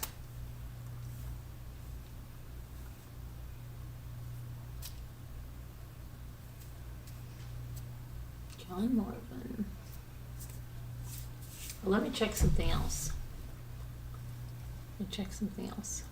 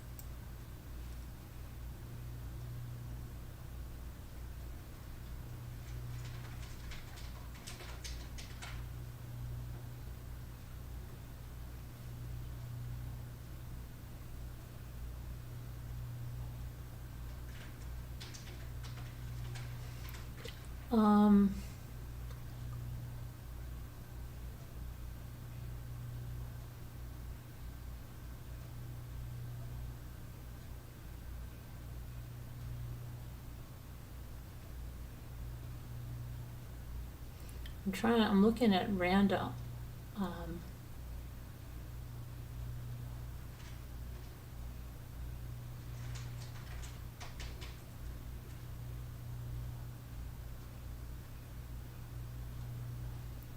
Beautiful sunset.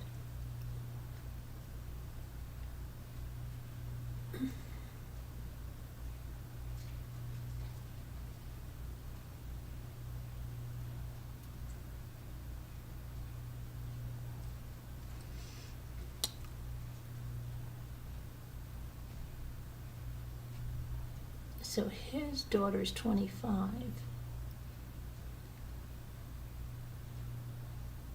I'm looking at Randolph.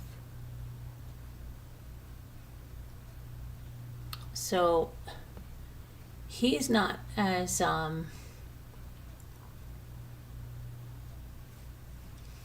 he is the other lawyer, right? Randolph. But is he the oldest brother? He had all girls. Alex had all boys, and then John Morgan had 2 girls and a boy. And again, these are all public. Public. They are public. Let me see here. Works at Parker Law Group. Worked at PMPED. Okay. Caroline Murdaugh. Christy. Where there is darkness, there is light. I thought this was something vintage. The crack that let the light in. Mary Elizabeth Murdaugh. She did a TED Talk. That's his daughter did a TED Talk. See? I wonder, that would be interesting to listen to. You guys should listen to that. Mary Elizabeth Murdaugh, the TED Talk. Now, well deserved and long overdue, he says. Now, this is February of 2022. This is after his brother's been arrested and everything, and they've been killed. Also after Quiet Times, I Love Mary Elizabeth. Now, how can that be Mary Elizabeth? 2022. How is that Mary Elizabeth? Unless that's a really old picture. I mean, it's 3 years old now, but that's not just, she didn't just age 3 years and do that TED Talk. Oh, that's from 2012. Okay, from 2012. All right, got it. Valentine's. And there's the labs. They must raise those labs. Now this is funny because this is October. This would be right after, probably around the time that Alex was arrested, because Labor Day weekend, that's when that Cousin Eddie thing. Now, this is July, after they were killed, Randolph III and Randolph V doing the important things in life.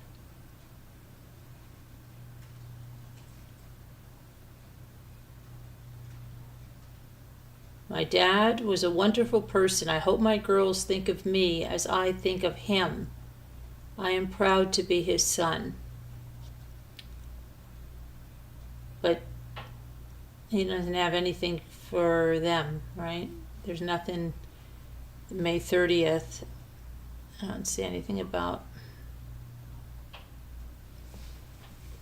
Paul or anything, or Maggie. So he's got the big 5-0. Wait a minute.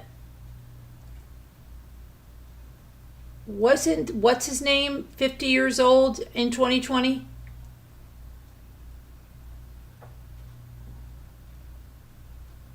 Oh, that's his wife. Okay, I was going to say, if he was going to say he was, what are they, twins? They're not.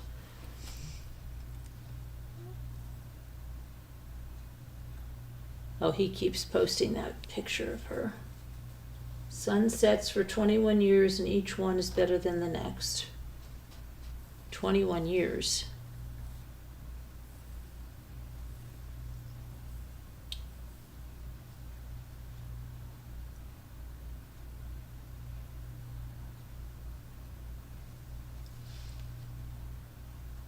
So she's 16 in 2018. Oh, 21 years was how many years they were married.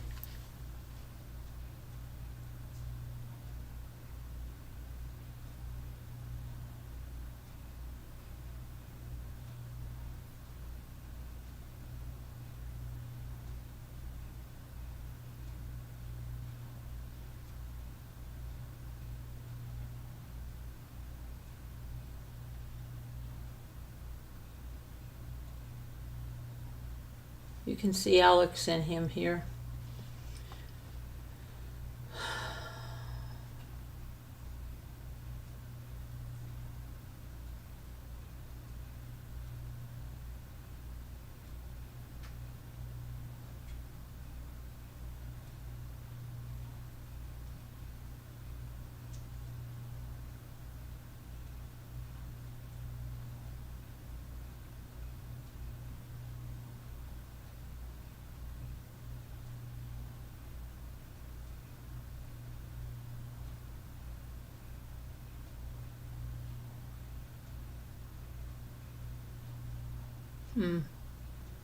There's the sunflower fields, look.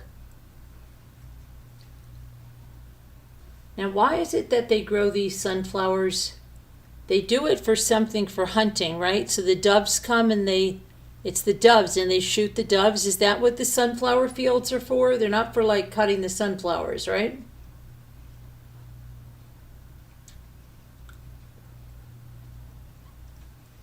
About a year ago, I met Bob Jones. I knew him then as a dog trainer. Others knew him as a soldier, teacher, husband, dad. Member of the Charleston Retriever Club. I have a dog, Abby, who is the sweetest in the world and a true member of my family. While I wanted a good hunting dog, I wanted a happy dog and a dog that remained a member of our family. I wanted a kind trainer. I chose Bob because of the way that he trains and treats his dogs. He is gentle with them. He is gentle with the teachers rather than forces. Teachers rather than forces, patient, understanding, and he has an undeniable passion and love for his dogs. He is knowledgeable and respected by all trainers and has been successful.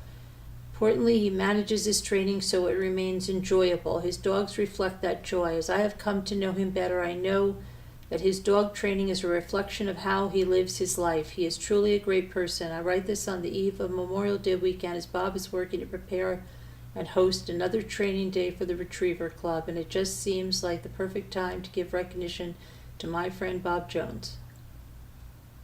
Oh boy, those ducks.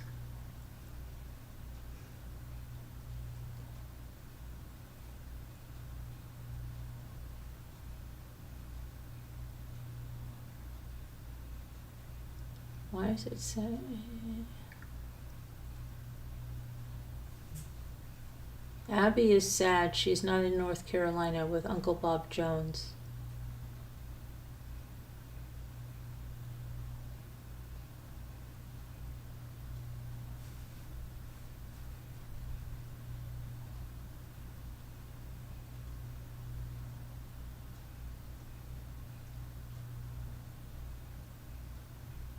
Oh, look, somebody. Oh no, somebody took their dog.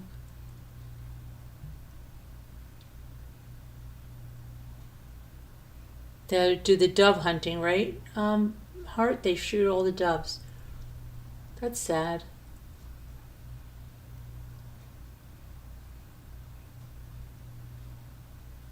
Wow, that's almost like that same picture that Maggie and what's his name have, but they're sitting down, but you can see a lot of Alex there and even Buster. He doesn't have a lot of pictures with Alex unless he took them down.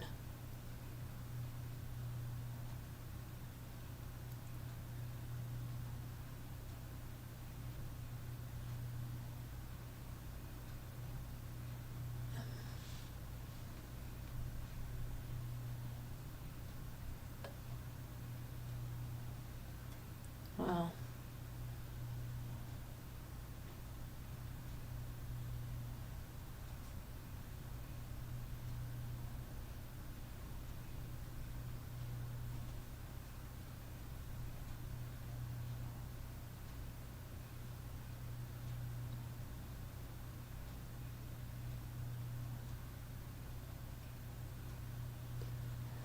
So yeah, that's kind of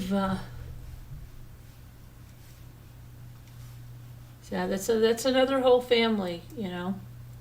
who had it all, probably, you know, had so many advantages, so many times that tables were turned in their favor, and even with all of that, right, look at just how horrendous. And that's like what Blanca says here at the end, you know, and she says about just how, let me go here for 1 second, because I want to see exactly what she says here.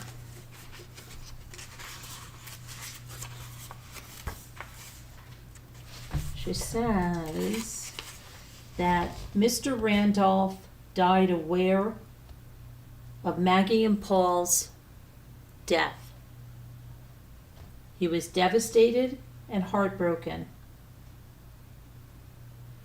and that he was very close to Paul. But she says in his final moments, because he made that that trek out to John Morgan's hunting camp, she said in his final moments, Mr. Randolph saw his family falling apart around him and likely felt helpless. What an unfortunate way for a legacy to leave this world. So he went from, you know, feeling he could do anything. He could pull the strings, he could do this, he could do that, to feeling utterly helpless while his family fell, you know, just apart in front of him. And so I'm saying they had all the advantages in the world, where probably a lot of people probably got hurt by some of the advantages they had. You've seen it in the documentaries where, you know, when Alex was speeding and stuff in the car at the college, everybody got in trouble. But they saw Alex and they took him out of there, right? And he got the special treatment, and Paul got special treatment. He didn't have to take a mug shot. He got to take a mug shot in the hospital or the courthouse. He didn't have it where everybody else did it. He didn't have to wear an orange jumpsuit. You know, what did John Marvin do with that boat? Where is it? What happened to Dolly on the side of the road? That truck? You know, and there's a lot of questions. That song, you know, don't trust your soul to no backward Southern lawyer. It's true. A lot of the stuff that was done, you know, if you're a member of the power and the privilege, yeah, you could have it done. If you're not, you screw it. You could just be, you know, a lot of them, they don't even care. Oh, we don't have to worry about that. They're just peons. We don't have to worry about them.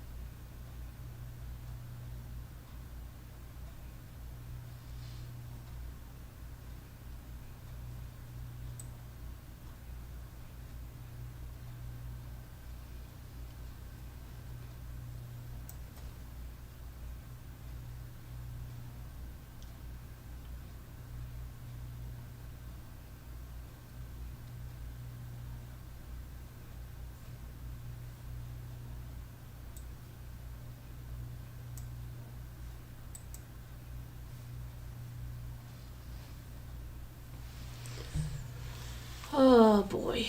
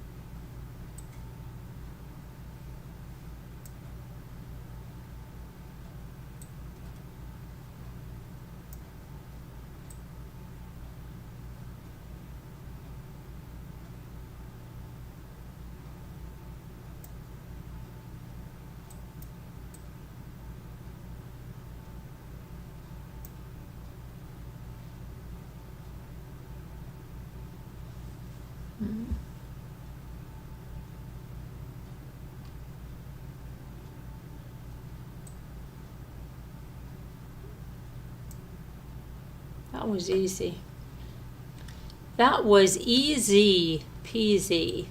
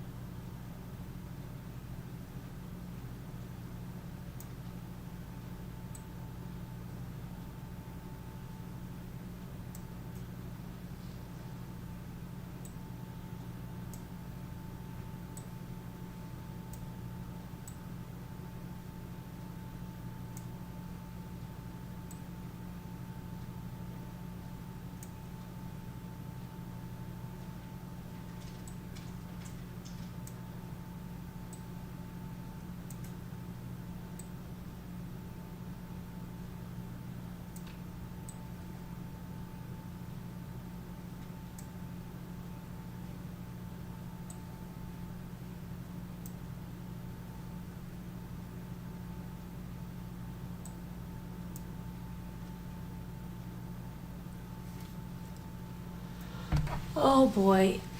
I think I'm gonna go to bed. I think I'm gonna read some more of this book and go to bed so I can do another live tomorrow before I fall asleep. So I'm going to go to bed. I will see you tomorrow, I hope. And everybody have a good night. Be good. Love you. God bless. Stay well. Prayers for everyone that needs them. Everyone needs them. And see you tomorrow. Everybody stay well. God bless. Love you guys.